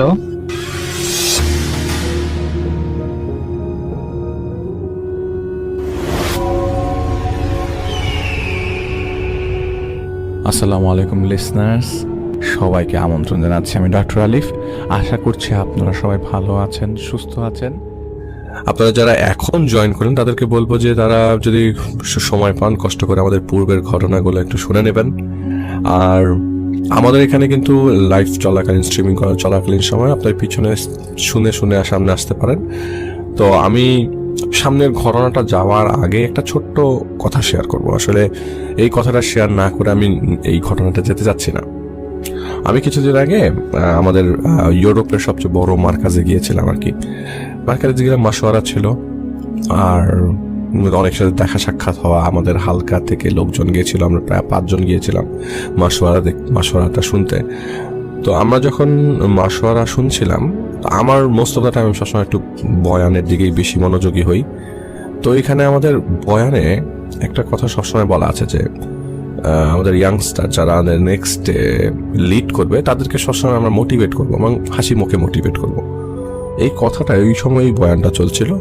ওই বয়ানটা শেষ করার পরে আমি আমাদের ওইটা শেষ বয়ান ছিল। শেষ বয়ানের পরে আমি যখন রওনা দিব, আমাদের ওই আমাদের ইউরোপের এই মার্কাজটা আসলে ডিউসবারিতে, এটা হচ্ছে আপনারা জানেন কিনা জানি না, লিডস নামে একটা জায়গায়। তো ওই লিডস যে জায়গাটাতে, ডিউসবারিটা খুব ছোট্ট একটা শহর, এবং আশেপাশে সবকিছুই হালাল। এখানে কোনো কিছু হারাম পাওয়া যায় না, মানে সব হালাল। আশেপাশে ইসলামিক দোকান, বাসা, মুসলিম। অনেকদিন যাবত এখানে মার্কাজটা, তো আশপাশ ঘিরে যেসব এলাকায় মানুষ এসছে, তারা আসলে যারা মাইগ্রেট করে এসছে বা যারা থাকতে এসছে, তারা সবাই মোরলেস মুসলিম। তো আমি যখন ওখান থেকে বের হলাম, আমাদের সবাই রওনা দিব, এখন 4 ঘন্টা লাগে আমাদের বাসা থেকে ওখান থেকে আসতে। তো আমার সাথে একজনের পরিচয় হলো। আমি আসলে খেতে যে পরিচয়টা হয়েছে, ওই ভাইটা আসলে পাকিস্তানি। তিনি এই দেশে কবর খোঁড়ে, মোস্টলি কবর খোঁড়ে, এবং তার কাজই হচ্ছে কবর খোঁড়া। আর এখানে আপনি চাইলেই কোদাল দা দিয়ে কবর করতে পারবেন না। এখানকার সিমেট্রি গুলাতে মুসলিমদের জন্য কিছু সিমেট্রিতে জায়গা আছে, তো তো এখানে কবরের নিয়মও কিন্তু অনেক ডিফারেন্ট। আপনাকে ওই এখানকার নিয়ম ফলো করে কবর দেওয়া হয়, ওই কফিনের মধ্যে ডেড বডি রেখে কবর দেওয়া হয় অন্যদের ক্রিশ্চিয়ানদের মতো, কিন্তু মুসলিমদেরটা একটু অন্যরকম ভাবে। কিন্তু কফিনের মধ্যে ডেড বডি রাখা যায়, আপনি মাটির মধ্যে লাশ শোয়াতে পারবেন না এখানে। তো আমি যেহেতু ওনার কাছ থেকে ওনার সাথে কথা হলো, হাসি সাক্ষাৎ, এখানে তো সবাই হাসি দিয়ে কথা বলে, তো কথা বলতে বলতে একটা পর্যায়ে জিজ্ঞেস করলাম যে আপনার ভয় লাগে না? বলে যে আমি অনেকদিন যাবতীয় কাজটা করি, ভয় শুরুতে লাগতো, এখন আর লাগে না, এখন তো প্রফেশনের জন্য করি, লাশ হাতে থাকলেও ভয় লাগে না। কিন্তু একটা ছোট্ট ঘটনা তিনি আমার সাথে শেয়ার করেছেন। তিনি বলেছেন যে আসলে সেটা তার হ্যালুসিনেশন ছিল নাকি ব্যাড ড্রিম ছিল, ওইটা সারাদিন এমনভাবে পাস হয়েছে যে সেটা পরবর্তী সময় তার যখনই মনে হয়, তার কাছে মনে হয় যে আপনি স্বপ্নে দেখেছেন। আসলে এটা স্বপ্ন ছিল কিনা তিনি জানেন না, এটা তিনি লাইভ দেখেছেন এবং সত্যিকারে দেখেছেন। তো তিনি ওইখানে একজন মহিলা মারা গিয়েছিল কোভিডের সময়, খুব বেশি দিন আগের কথা না, এটা 2021-এর মাঝামাঝি সময়, 2020-এর মাঝামাঝি সময়, জুন জুলাইয়ের দিকে। তখন এইখানের অবস্থা খুব খারাপ ছিল, আর কোভিডের সময় তো লাশ দাফন করার জায়গা পাওয়া যাচ্ছিল না, এরকম অবস্থা। তো এইখানে এক মহিলাকে দাফন করার জন্য 3জন লোক আসে আর কি। তারা মহিলাকে দাফন করার জন্য গাড়িতে করে ডেড বডিটা নিয়ে আসে, কোনো ধরনের অন্য বইতে কফিনে ভরা বা কফিন পাওয়ার মতো অবস্থা ছিল না, তখন এত কফিন পাওয়া যাচ্ছিল না আর কি। তো মহিলাকে একটা র্যাপ করে নিয়ে আসে। মহিলাটা ক্রিশ্চিয়ান ছিল। তো উনি যখন নিয়ে আসছে, ওনারা রাত তখন 8:30-9টা বাজে, আর যারা নিয়ে আসছে তারা স্বেচ্ছাসেবক, মহিলার কোনো আত্মীয় স্বজন নাই, এরা স্বেচ্ছাসেবকেরা নিয়ে আসছে, তারা পাশে বাসা থাকে। তারা বললো যে আমরা দেখলাম যে জানালা দিয়ে দেখা যাচ্ছিল যে মহিলা শুয়ে আছে। তো পরবর্তী সময়ে 3-4 ঘন্টা যাওয়ার পরে মহিলা ওখান থেকে ঘুম থেকে উঠছিল না, তো আমরা মনে করেছে যে উনি আর নাই। তো তারা রিসিভ করে, তার ওখানে ডেড বডিটাকে ওইভাবে রাখা যাচ্ছিল না আর কি। পরে ওরা ফোন দেয়, ট্রিপলিকেটে ফোন দেয়, হসপিটাল থেকে লোক আসে প্রায় 3-4 ঘন্টা পর, কারণ এখানের হসপিটাল তখন মারাত্মক বিজি ছিল, হসপিটালের লোকজন, অ্যাম্বুলেন্স তো পাওয়াই যাচ্ছিল না। পরে তারা অ্যাম্বুলেন্সের লোকজন বলে যে আপনারা পারলে দাফন করে ফেলেন, আমাদের আসলে অনেক জায়গায় যেতে হচ্ছে, মুমূর্ষু রোগীদেরকে আমাদের হাসপাতালে নিতে হচ্ছে। তো যাই হোক, ওনারা পরে উদ্যোগ নিয়ে সবাই মিলে 3-4 জন মিলে উদ্যোগ নিয়ে 3 জন তখন কবরস্থানে আসে। তো কবরস্থানে তার ওর তো জানাজা নাই, ওরা লাশটা ফেলে চলে যায়। লাশটা ফেলে অনেকটা প্রসেস, অনেক কবর খোঁড়া ছিল, লাশটা ফেলে ওরা চলে যায়। তো কবরে ওনাকে জাস্ট ওভাবেই নামানো হয়, ওই র্যাপ আপ যে প্যাকেটটা আছে সেটাকে থেকে খুলে ডেড বডিটা ডিরেক্টলি নামিয়ে দেওয়া হয়। তো উনি কবর দেওয়া শেষ করে, এখানে কবর হাতে কোদালে মাটি টানা হয় না, মাটি টানা হয় মেশিনে, মানে বড় ট্রাক্টরের মতো আছে, এটা দিয়ে মাটিটা ফেলা হয়। তিনি ট্রাক্টর থেকে মাটি ফেলার পরে ওই কবরস্থানেরই কোনায় একটা পর্যায়ে বসেছিল আর কি, ওনার ওখানে অফিস আছে কবরস্থানের ভিতরে, সিমিট্রির ভিতরে। তো তার যখন কাজের টাইম শেষ, রাত 9টা 9:30 বাজে, তারপরে তাকে বলেছে আর আধা ঘন্টা থাকো। তো তিনি আধা ঘন্টা ছিল, তার কিছু কলিগও ছিল। একটা পর্যায়ে তার সব কলিগরা চলে যায়, আর তিনি কবরস্থানটা ক্রস করে, কবরস্থানের পাশ দিয়ে রাস্তা দেখা যায় এবং তার গাড়িটা দেখাও যাচ্ছিল। তো তিনি কবরস্থানটার ভেতর থেকে বের হয়ে গাড়িতে উঠবে, এমন সময় তিনি যে লাশটা দাফন করেছিল তার চেহারা তো তিনি দেখেছেন। আর ওই মুহূর্তে ভয়টাও খুব একটা হামারি কাজও করছিল না, যে ভয়ে তিনি কষ্ট হবে বা তার কষ্ট হচ্ছে বা তিনি চিন্তা করছেন, এরকম কিছু ছিল না। তো তিনি বললেন যে আমি লাশটা দাফন হলো, আমি দাফন হওয়ার 2 ঘন্টার পরে, 1.5 ঘন্টা পরে আমি যখন সিমিট্রি থেকে বেরোচ্ছি, বের হওয়ার সময় আমি গাড়িতে উঠতে যাব, তো আমার গাড়িটা আমার হাতের থেকে 10-15 ফিট দূরে, 10-15 ফিট দূরে হ্যাঁ হবে এরকম। তো আমি দেখলাম যে ওই পাশে তো গ্রিলের যে জায়গাটা কবর দিয়েছি, ওই কবরটা থেকে আমার গাড়িটা দেখা যায়। তো আমি ওইখানে রাস্তা দিয়ে হেঁটে গাড়িতে উঠবো, এমন সময় দেখলাম যে আমার কবরটা যে জায়গায় দেওয়া হলো, নতুন কবরটা দিয়েছি, সেই জায়গায় একটা মহিলা দাঁড়িয়ে আছে, এবং হুবহু অবিকল সেই মহিলাটাই দাঁড়িয়ে আছে যে মহিলাটাকে তাকে তিনি কবর দিলেন। তিনি বললেন এই মহিলাকে মাত্র কবর দিলে মহিলা কবর থেকে উঠলো কিভাবে? তিনি বলছিলেন যে এই মহিলাটা এতটাই জীবন্ত লাগছিল, এতটাই ক্লিয়ার দেখছিলাম আমি মহিলাটার চেহারাটা, যে এটা আমি এখন বিশ্বাসই করতে পারছিলাম না যে মহিলাটাকে আমি কবর দিয়েছি। মহিলাটা হাত দিয়ে ইশারা করছে যে আমার কাছে আসো, মহিলাটা হাত দিয়ে ইশারা করছে বারবার। তো উনি কি করলেন, উনি কবরটার দিকে তাকালেন। তিনি দেখেন যে কবর তো খোঁড়া না, মানে কবরটার ভেতর থেকে যে মানুষটা বের হয়ে থাকে তো সেটা খোঁড়া থাকবে বা গর্ত থাকবে, কিছু নাই। তার মানে উনি যেটা দেখছেন সেটা হয়তো তার মনের ভুল, এবং উনি হয়তো স্বপ্ন দেখছেন, হ্যালুসিনেট করছেন। তিনি বললেন যে ভাই এটা তো ইম্পসিবল, আমি হ্যালুসিনেট করছি না, আমি তো গাড়িতে উঠবো। গাড়িতে ওঠার সময় আমি গাড়ি স্টার্ট দিলাম, গাড়ি স্টার্ট দেওয়ার পর আমি গাড়ি চালাচ্ছি, আর আমি বারবার চিন্তা করছিলাম এই মহিলা উঠলো কেমনে কবর থেকে, এটা তো ইম্পসিবল। তো একদম পরিষ্কার ওই মহিলাটার চেহারা দেখা যাচ্ছিল, কারণ ভিতরে তো লাইট আছে, কবরস্থানের ভিতরে লাইট আছে, তো পরিষ্কার দেখা যাচ্ছিল। হালকা আবছা আলোতে ওই জায়গাটা কবরটার মধ্যে লাইটও পড়ছে। তো তিনি ড্রাইভ করে রওনা দিয়ে দেন তার বাসার থেকে। কবরস্থান থেকে তার বাসা হচ্ছে 20-25 মিনিট লাগে তার বাসায় যেতে। রাস্তার মাঝখানে এখানে হাইওয়েতে, আমি আগেও একবার আপনাদেরকে বলেছিলাম যে হাইওয়েতে গাড়িতে আপনি হাইওয়েতে লাইট পাবেন না, আপনার গাড়ির হেডলাইটেই চলতে হবে। তো তিনি খেয়াল করেন যে তার গাড়ির পেছনে কেউ বসে আছে। এটা তিনি লুকিং গ্লাসে খেয়াল করছিলেন যে গাড়ির পেছনে সে কেউ বসে আছে। পরবর্তী বললেন না, কেউ বসে নাই, কেউ বসে নাই, কেউ বসে নাই। তিনি এই জিনিস করতে করতে করতে বাসায় চলে আসে এবং আল্লাহকে ডাকতে ডাকতে বাসায়, আমি মুসলিম তো আল্লাহকে ডাকতে ডাকতে বাসায় আসে, তার জব, সেই জন্য তিনি এটা করেন। তো বাসায় আসার পর তিনি তার স্ত্রীকে বললেন যে আমি মহিলাটাকে কবর দিলাম, আমার মহিলাটাকে আমি দেখলাম। সবচেয়ে আশ্চর্যের বিষয় কি জানেন, ঠিক পরের দিনও তাকে কাজ করতে তিনি গিয়েছিলেন এবং কাজ শেষ করে যখন দাফন শেষ করে তিনি বাসায় আসছেন, মানে ওইখানে আসলে ওই সময় তাকে থাকতে হয়েছিল, কারণ বারবার মুহূর্তে মুহূর্তে লাস্ট ডেড বডি আসছিল। তো তিনি যখন ওই জায়গায় ছিলেন তখন রাত্রিবেলা 7টার দিকে তার কাজ শেষ হয়ে যায়, 7:30টার দিকে তিনি ফেরত আসেন, বাসায় রওনা দিবেন। তিনি আসার পরের দিনও ঠিক ওই জায়গাতে ওই মহিলাকে আবারও দেখতে পান, ঠিক একই অবস্থায় তাকে ইশারা করে ডাকছে। অথচ তিনি যখন কবরস্থানে ঢোকেন বা রাত তো তখন হয়েই গেছিল, কিন্তু ততক্ষণে তিনি তাকে দেখেন নাই। তিনি ঠিক বের হওয়ার সময় তাকে দেখলেন 2 দিন পর পর।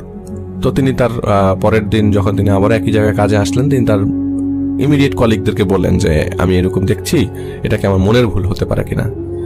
তো বলে যে আসলে ওনারাও নাকি এরকম অনেক আগে একবার দেখেছিল, এর মধ্যে ওনাদের যে 4-5 জনের মধ্যে একটা গ্রুপ ছিল, সেই গ্রুপ থেকে একজন নাকি আগে একবার এরকম দেখেছিল এই সেম কবরস্থানে। তো তখন ওনারা চিন্তা করলো যে হয়তো বা এখানে কোনো খারাপ কিছু আছে। তো ওনারা রাস্তা চেঞ্জ করে পরবর্তী সময় আসতে শুরু করলো। এই রাস্তা চেঞ্জ করার পর থেকে আর কিছু হয়নি। রাস্তা চেঞ্জ ওনারা যখন পিছন দিয়ে যখন বের হচ্ছিল তখন থেকে তারা এরকম কিছু, তিনি আর এরকম কিছু দেখতে পাননি। এবং ওই জায়গাতে উনি ওই স্পেসিফিক রিজনে প্রায় অনেকদিন যাবত তার কবর দেন নাই, মানে কবরের জন্য তার খোরা পড়েন, তার খোরা লাগেনি। কিন্তু একটা সময় সেটা আর তিনি আর দেখেননি। তো এইটা তিনি আমাকে শেয়ার করলেন। তিনি তার কন্ট্যাক্ট নাম্বার নিয়ে এসেছে। তিনি বললেন যে আমার কাছে আরো কিছু ঘটনা আছে, আমি আরো কিছু ইনসিডেন্টের কথা শেয়ার করবো, কিন্তু সেগুলো ছোট ছোট, আমি আপনাকে জানাবো। তখন আসলে আমার খাওয়া শেষ আর আমাকে রওনা দিতে হবে, তো আমি আর তার কাছ থেকে শুনতে পারিনি। আর ওখানে তো প্রচুর মানুষ, এই মানুষের ভিড়ে তিনি যে বলছিলেন পাশের মানুষটা মনোযোগ দিয়ে শুনছিল। আসলে কন্টেন্টগুলোই এরকম যে আপনি চাইলে শেয়ার করতে গেলে দেখবেন যে লোকজনের ইনভলভমেন্ট থাকবে। So thank you so much. আপনারা শুনলেন ঘটনাটা। আমি এখন চলে যাবো আরেকটা ঘটনায়। আসলে এটা না বললেই না যে যখনই সম্ভব তখনই ঘটনা কালেক্ট করা যায়, এবং এখানে আমার ঘটনা প্রচুর। আমি খুব শিগগিরই আপনাদের সামনে, আমি বলেছিলাম একবার একটা এলাকার জায়গা, যে জায়গায় গলা কাটা লাশ পাওয়া গিয়েছিল, এটার সোর্স পেয়ে গেছি। সে প্রত্যক্ষদর্শীর থেকে অথবা পাশাপাশি থেকে প্রত্যক্ষদর্শীর কাছ থেকে কেউ যদি ঘটনাটা কালেক্ট করতে পারে তো আমি পেয়ে গেছি। ইনশাল্লাহ এটা আমি নিয়ে আসবো। আর অবশ্যই আমার সবসময় চেষ্টা থাকবে যে আপনাদেরকে ভালো কিছু উপহার দেওয়া। তো আমি এখন যার ঘটনা শেয়ার করবো তার জন্য সবসময় আপনারা অপেক্ষা করে এসছেন। লাস্ট 2 বছর আপনারা সবার মন জয় করে নিয়েছে। তো আমি আর কথা না বাড়িয়ে সরাসরি হয়ে যাচ্ছি জাহিদ ভাই। তন্নি রুমে এসি চলছিল, ঘ্যাট ঘ্যাট শব্দ আসছে। আর এসিটা মানে নতুন এসি না, এটা পুরাতন এসি। এসির যে শব্দটা সবাই পেয়ে থাকে সেরকম শব্দ আসছে। তো তন্নি যখন শুয়েছিল তখন ওর হালকা হালকা ঠান্ডা লাগছিল, ঘুম ঘুম ভাব, আর ঘুমটা আসছে সময় হঠাৎ করে শরীরটার মধ্যে একটা কাঁটা দিয়ে ওঠে। একটা নরম, একটা গরম বাতাসের ঝাপটা পিঠে এসে লাগলো। ওর মনে হচ্ছিল যে বাতাস স্পর্শ করছে, বারবার এসে বাতাসে ধাক্কা দিচ্ছে শরীরটাকে। একটা খচ শব্দ আসছিল, টাক টাক করে বিছানার নিচ থেকে মনে হলো কেউ টোকা দিচ্ছে। আপনি টোকাটা ফিল করতে পারবেন খাটের নিচ থেকে যদি হাত দিয়ে জোরে জোরে টোকা দেওয়া হয়। ঘুমটা কেটে যায় তন্নির, এবং কেটে যাওয়ার পর তিনি আরেকটু কান পেতে চেষ্টা করছিলেন শোনার জন্য আরেকবার যে শব্দটা আসে কিনা। আবারও টাক টাক টাক শব্দটা আসছে, এবার শব্দটা জিহ্বা দিয়ে করার মতো শব্দ, এরকম অনেকে করে না, ঠিক এরকম। তন্নির শরীরটা সাথে সাথে শিউরে ওঠে, কারণ তন্নি তো এরকম আগে কখনো ফিল করেনি। কুকুরের ডাক শুনতে পাচ্ছিল, কুকুরটা ঘেউ ঘেউ করছে, আর একটা দুইটা কুকুর না, অনেকগুলো কুকুর ঘেউ ঘেউ করছে, আর সেই কুকুরের ঘেউ ঘেউ করার শব্দটা অনেক দূর থেকে ভেসে আসছিল। কিন্তু তন্নির মনে হলো তন্নির দিকে তাকিয়ে সেই কুকুরগুলো সেই দূর থেকেই চিৎকার করছে, এরকম মনে হচ্ছিল যেন তন্নি নিজেই হয়তো একটা ভূত, ভয়ঙ্কর কিছু একটা। মাঝে মাঝে অনেক ভয়ঙ্কর কিছুকে দেখলে কুকুর যেমনি ঘেউ ঘেউ করে, ঠিক ঘেউয়াটার শব্দটা দূর থেকে আসছে, কিন্তু ওই মুহূর্তে বসে মনে হচ্ছিল যে কুকুরগুলো তার দিকে তাকিয়ে আছে, আবার তাকে দেখে ঘেউ ঘেউ করছে। হঠাৎ করে দরজায় কেমন একটা আঁচড় কাটার শব্দ আসে, ফিস ফিস ফিস ফিস করে একটা হাসি দিয়ে শব্দ আসে। হাসিটা বাতাসের শব্দ নাকি হাসি সেটা বুঝে ওঠা মুশকিল হয়ে যাচ্ছিল তখন। কিন্তু পর মুহূর্তেই তিনি লক্ষ্য করলেন দরজার সামনে কেউ জানি দাঁড়িয়ে আছে। মনে হচ্ছিল একজন তরুণ দাঁড়িয়ে আছে, ইয়াং যুবক, ছায়া মনে হলো অন্ধকারের মধ্যেই। কিভাবে যেন বুঝলো তন্নি, এবং নিজেকে সান্ত্বনা দেওয়ার জন্য চিন্তা করছিল যে এটা মনের ভুল, এটা মনের ভুল। আবারও তিনি চিন্তা করলো যে না, এটা মনে হয় এসির শব্দটাই আমাকে খুব বেশি প্রভাবিত করছিল। তো এসি বসে বন্ধ করে দেয়। আবারও তার চোখটা লেগে আসে। এইবার একটু বেশি খারাপ লাগছিল, কারণ এবার বেশি ভয় পাওয়ার মানে আটকে ওঠার মতো, কারণ এই সময় তাকে পিঠে কে জানি স্পর্শ করলো। একটা বাতাস বা একটা নিঃশ্বাস, ওই মুহূর্তে তার কান বন্ধ হয়ে গেল। হঠাৎ ওর গলা চেপে ধরলো, কতগুলো চুল। আচমকা চোখ খুলে তন্নি দেখতে পেল একটা বিভৎস চেহারা। ওই চেহারা থেকে পোড়া একটা বিকট গন্ধ আসছে, রীতিমতো মুখ থেকে ধোঁয়া উঠছে ওই চেহারা থেকে। সেই মাথাটা এই মাথা থেকে তন্নির মাথাটা ছিল একদম মুখ বরাবর, তন্নির মাথা বগলে একদম মনে হয় যে তন্নির দম সামনে চলে আসছে। গরম নিঃশ্বাসটা তন্নি একদম পুরা ডিরেক্ট ও ফিল করছিল, একদম নিজের চেহারার উপর। হঠাৎ অজস্র হাত তন্নির শরীরে ঘোরাফেরা করছে, ওকে টাচ করছে অনেকগুলো হাত একসাথে। সজরে একটা ঝাঁকি দিয়ে উঠলে তন্নি, জেগে ওঠে তন্নি, ধরফর করতে থাকে। তন্নি বুঝলো যে এটা স্বপ্ন, এটা স্বপ্ন দেখেছে, খারাপ স্বপ্ন, দুঃস্বপ্ন যেটাই বলা যায়। কিন্তু তার দুঃস্বপ্ন না, শিকারকে চোখে দেখেছে শিকারী, অদৃশ্য মান শিকারীর অস্তিত্বর আগমনী বার্তা। পরের দিন ভার্সিটি থেকে বাসায় ফিরল তন্নি। পড়ছিল টেবিলে বসে, কলমের গোড়াটা দাঁতে, বারবার লাগানোর অভ্যাসটা তার তখনও যায়নি। একটা স্বপ্ন তন্নি কিছুদিন আগে দেখেছিল, সেই স্বপ্নটার কথা হঠাৎ করে মনে পড়ল তন্নির। প্রকাণ্ড একটা গুহা, দেয়াল জুড়ে বিভিন্ন পশুর, বিভিন্ন জীবজন্তুর কাটা মাথা ঝুলানো, সবগুলো পশুর কাটা মাথা রয়েছে জ্বলন্ত মোমবাতি। একটা চেয়ার, সেই চেয়ারে একটা কালো সাপ গোল হয়ে বসে আছে। সামনে একটা হোলি ক্রস, যে ক্রসটা খ্রিস্টান ধর্মের প্রতীকী চিহ্ন, আপনারা সবাই জানেন। সেই হোলি ক্রসটা উল্টো করে ঝুলানো, রক্ত বেয়ে পড়ছে টপ টপ করে, আর সেই ক্রসের নিচেই একটা লাশ পড়ে আছে, রক্তাক্ত লাশ। লাশটার চুলগুলো সামনের দিকে। হুট করে আজ মনে পড়লো তন্নির সেই স্বপ্নটার কথা, একদম দম বন্ধ হওয়ার স্বপ্নের কথা। এটা হুট করেই মনে হলো তন্নির, মনে হলো কে যেন ওকে দেখছে। একরকম অস্বস্তি অনুভব করতে লাগলো। পড়া রেখা পরে এত কিছু করার পর পড়ালেখা করা যায় না, পড়া রেখে উঠে চলে গেল তন্নির মায়ের রুমে।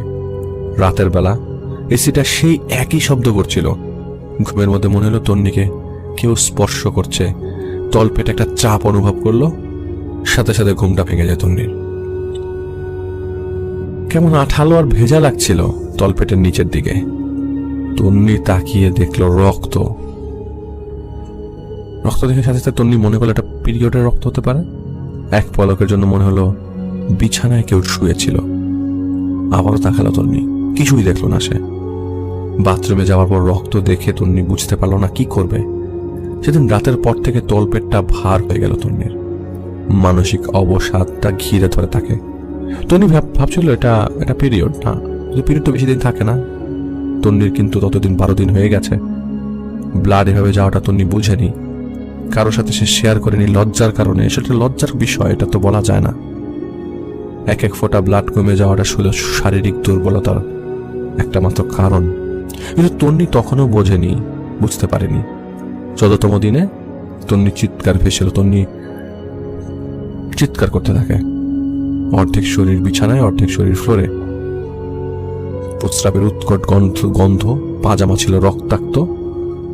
তন্নির চিৎকার তখন সবাই এসে তাকে হাসপাতালে নেওয়া হয়। চিকিৎসা চলা অবস্থায় হাসপাতালে পুলিশ আসে। ডাক্তারের ভাষ্য মতে তন্নি সেক্সুয়াল অ্যাসল্টের শিকার হয়েছে, কারণ আলামত একদম সেই রকম। তন্নির ব্লাডার এতটাই ক্ষতির শিকার হয়েছে যে প্রস্রাব ধরে রাখতে পারছে না, সাথে ব্লাড লস তো আছেই। মেয়েটা অজ্ঞান। এদিকে ডাক্তার এসে আগে তার বাবাকে বলল। তন্নির বাবা আসমান থেকে পড়লেন এই কথা শুনে। কিভাবে, কি মানে কিভাবে? মেয়ে তো ছিল ঘরে, মেয়ে তো সুস্থ, তাহলে ডাক্তার উল্টাপাল্টা কথা বলছে কেন? ডাক্তারকে তারা দোষারোপ করতে বসে পড়ে, মানে সাধারণভাবে খুব স্বাভাবিক এটা। এদিকে তন্নির সেন্স ফিরে আসার পরও স্পষ্ট হয়নি কিভাবে তন্নির এই অবস্থা হলো। কাউন্টলেস ট্রিটমেন্ট হলো তন্নির, দেশে দেশের বাইরে, সাইকোলজি থেকে শুরু করে যা যা করা যায়। ব্লিডিং কিছুদিন বন্ধ থাকতো, আবার শুরু হতো, বন্ধ থাকতো, আবার শুরু হতো। এদিকে ধীরে ধীরে নিশ্চুপ হয়ে গেল। এক একদিন করে চলে গেল কয়েক মাস। সুন্দর অমায়িক তন্নি কালশিটে হয়ে গেছে। সারা শরীরে তখন ছোপ ছোপ দাগ পড়তে শুরু হলো। তন্নিকে দেখে একদিন তন্নির এক নানা এসেছিলেন। তিনি সেদিন তন্নিকে দেখেই তার হাতের লাঠি তুলে ইশারা করে বললেন, তন্নি তোকে তো খবিজ ধরেছে, তোমরা তাড়াতাড়ি হুজুর আনো, নাহলে মেয়ের অবস্থা আরো খারাপ হয়ে যাবে। তন্নির নানাকে শান্ত করে বোঝানো হলো যে তান তন্নিকে জিনে ধরেনি, কিন্তু তন্নির বাবার এই কথাটা প্রথমবার কানে যেতেই ধরে ফেলল। তন্নিকে জিনে কিছু করেনি। সেদিন রাতেই তন্নির নানা হার্ট অ্যাটাক করলেন। সকালে উনি মারা গেলেন। উনি মারা যাবার পর ওনার গোসল যখন দেওয়া হচ্ছিল, তখন তন্নির মুখ থেকে একটা কথা তন্নির বাবাকে কাঁপিয়ে দিয়েছিল। তন্নির নানার বুকের হাড় ভাঙা ছিল, কারণ ওনাকে উপুর অবস্থায় পাওয়া গেছিল। আর তন্নির নির্লিপ্ত ভঙ্গিতে বলেছিল, বাবা, নানুর বুকের হাড় ভাঙা, তাই না? উনি মেয়ের দিকে তাকিয়ে আছেন, বলেন, তুমি কিভাবে জানলে? তন্নি বলছিল, এমনিতেই হাড় ভেঙে চেপে গেছে, তাই না বাবা? তন্নির কথা শুনলেন ঠিকই, কিন্তু আর কিছু বললেন না। তন্নির রুম থেকে বের হওয়ার সময় প্রথমবারের মতো একটা অস্তিত্ব কথা বলল, একটা হাড় ভাঙেনি, সবগুলো হাড় ভেঙে দিয়েছি। তন্নির বাবার শরীরটা ধাক্কা দিয়ে কেঁপে উঠল, কারণ এটা ওই শব্দটা তিনি শুনলেন, কেউ যেন বলল। উনি বের হয়ে এলেন। সেদিন জানাজার পর হুজুরকে তিনি জিজ্ঞেস করলেন, আপনি তো তন্নির কথা শুনেছেন, আচ্ছা তন্নির কি অন্য কোনো সমস্যা থাকতে পারে? তো হুজুর বললেন, আপনি কোনো চিন্তা করবেন না, শুধু দোয়া কালাম পরে মেয়ের সুস্থতা কামনা করেন, আর কিছু করা লাগবে না। সেদিন রাতে তন্নির কাছে তন্নির বাবা যায়। আজ কেমন যেন ভার ভার লাগছে ওনার। তন্নিকে দেখে ভয় করছে, মনে হচ্ছে তন্নির আশপাশে কেউ আছে। উনি মেয়ের পাশে বসে দোয়া পড়ছিলেন, কারণ এরকম অবস্থায় আসলে দোয়া পড়াটাই খুবই শ্রেয়। মানে উনি চাইছিলেন হয়তো দোয়া পড়লে হয়তো মেয়ের শরীরটা ভালো থাকতে পারে বা কোনো খারাপ কিছু নাও আমরা দেখতে পারি। তো তিনি দোয়া পড়ছিলেন, আর দোয়াটা পড়ছিলেন তন্নির মাথায় হাতটা রেখে। সাথে সাথে কিছুক্ষণের মধ্যেই তন্নি বমি করে দিল। বমিতে বিশ্বাস করবেন কি বেরিয়েছে? বমিতে বেরোল একটা কালো কাক। কালো কাকের মাথা তন্নির বমির সাথে বেরোলো। তন্নির চোখে মুখে মুহূর্তে একটা শয়তানি হাসি, মুখে কাকের পশম লেগে আছে। তন্নি বিশ্রী গলায় বলল, সারপ্রাইজ। এটা বলেই সে আবারও বমি করলো। বের হয়ে গেল আরেকটা কাকের মাথা। তন্নির বাবা ভয়ে কাঁপতে কাঁপতে তন্নির মাকে ডাকতে গেলেন। এমন সময় তন্নি, যে নড়তে চড়তে পারে না, সে তার বাবার কাঁধে উঠে বসলো। দাঁতে দাঁত ঘষতে ঘষতে সে কামড়ে ধরল বাবার ঘাড়। ততক্ষণে তন্নির মা, তন্নির ভাই চলে এসছে। তন্নি ওর বাবাকে ছেড়ে দিয়ে লাফিয়ে বিছানায় উঠে বসলো। সদ্য বমি করা সেই কাকের মাথা মুখে নিয়ে এবার কটকট করে চাবাতে লাগলো। তন্নির মা তন্নিকে ডাকলো, মা, তন্নি, কি হয়েছে মা তোর? তখন তন্নি দাঁড়িয়ে গেল, দুই হাত দুই পাশে মেলে ধরে, এক পা অপর পায়ের উপরে রেখে আরো আড়াআড়ি ভাবে দাঁড়ালো যিশু খ্রিস্টের মতো। অপেরায় যেভাবে টেনে বলা হয় সেভাবে বলার মতো টেনে তন্নি বলল, আমরা মাইকেলস। এরপরে হাসি শুরু, রীতিমতো পাগলের মতো তন্নি হাসছে। হাসতে হাসতে তন্নির নিজের তলপেট আঁকড়ে ধরল। প্রস্রাব বেরিয়ে এলো তন্নির। এরপর আবার হাসি। মেয়েকে সাথে সাথে তন্নির মা ধরে ফেললো। আসলে ভয় পাচ্ছিল সবাই, পরিবারের সবাই তখন রীতিমতো কাঁপছিল, কান্না করছিল। তন্নির মা বুঝতে পারলো না কি হয়েছে। উনি জিজ্ঞেস করছিল, কি রে মা, তোর কি হলো? তখন বিড়বিড় করতে থাকা তন্নি বলছে, তোর মেয়ে এখানে নেই, তোর মেয়ে তো এখন পতিতালয়ে। পতিতালয়ে তোর মেয়ে? তো আসলে পতিতালয়টা তিনি খুব সুন্দর করে বলেছেন। আসলে এতটা সুন্দর করে তিনি বলেননি, এটা আরো খারাপ অর্থে বলেছে। এরপরে সেদিন স্পষ্ট হয়ে যায় আসলে তন্নির সমস্যাটা কোথায়। এই ঝামেলাগুলোর পর একের পর এক হুজুর আসলেন, সমাধান হচ্ছিল না, বরং ধীরে ধীরে প্রকাশ পেতে শুরু করে তন্নি কার কবজায় আছে। তন্নি ছিল মাইকেলদের কবজায়। 7 জন মাইকেল, আর তাদের লিডার হলো গ্যাব্রিয়েল। ওরা দাবি করছে ওরা ফেরেশতা, আর তন্নি হলো পাপী বান্দা। তাই ওরা তন্নির রূহকে শাস্তি দিয়ে পবিত্র করার চেষ্টা করছে নিজেরাই। তো একদিন রাতের বেলা তন্নি বিড়বিড় করছে, হঠাৎ তন্নির মা দেখতে পারে একটা কালো ছায়া ওই জায়গাটাতে। এই পাশ থেকে ও পাশে দৌড় দিয়ে চলে গেল। তন্নির বাবা শুনলেন তন্নি তাকে ডাকছে। তন্নির মা দেখতে পায় যে সেই কালো ছায়াটা কিচেনের দিকে চলে গেল আর বেরিয়ে এলো হাতে একটা বটি নিয়ে। তন্নির বাবা দেখলো তন্নি বিছানায় কাতরাচ্ছে। তন্নির পেট অস্বাভাবিকভাবে বড়, যেন তন্নি বাচ্চা ডেলিভারি হবে। তন্নির মা দেখতে পেলেন বটি হাতে নিয়ে সেই ছায়া তন্নির বাবার পেছনে দাঁড়িয়ে আছে। তন্নির বাবা দেখছিল তন্নি নিজের এক হাত ভেতরে ঢুকিয়ে টেনে বের করে আনলো একটা বাচ্চা, মরা বাচ্চা। নাড়িটা ঝুলছে, গর্ভ ফুলের সাথে সাথেই। তখন তন্নি একটা মায়া ভরা অশ্লীল হাসি দিল, আহ করে একটা শব্দ করলো, এক গাদা রক্ত বেরিয়ে এলো। তখন তন্নির বাবা এটা দেখে আর থাকতে পারেনি, বাবা জ্ঞান হারিয়ে পড়ে গেলেন নিচে। তন্নির মা দেখলেন বটি দিয়ে নিচে পড়ে থাকা তন্নির বাবার গলা কাটছে সেই ছায়াটা। উনি এক চিৎকার দিয়ে বাইরে বেরিয়ে হয়ে গেলেন। বেহুশ তন্নির বাবাকে সরিয়ে আনা হয়। এরপর থেকে লাগাতার তন্নিদের বাসায় বিভিন্ন লোক এসে বিভিন্ন কিছু করেও কিছু করতে পারছিল না। সবাইকে তন্নি বলতো, একটা চাকু নিয়ে আয়, গলাটা কেটে দে, আমাদের মুক্ত করে দে, আমাদেরকে মুক্ত করে দে, মুক্ত করে দে তন্নিকে। এভাবেই গেল আরো অনেক দিন। গেল কয়েকদিন আগে আল্লাহর চাওয়া তন্নির ব্যাপারে আমি জানতে পারি। আমি যখন তন্নির কথা শুনছিলাম আমার শির দাঁড়িয়ে যায়, এক অস্বস্তি অনুভব করতে থাকি আমি। তখনই বুঝতে পারি না মেয়ের সমস্যা আছে।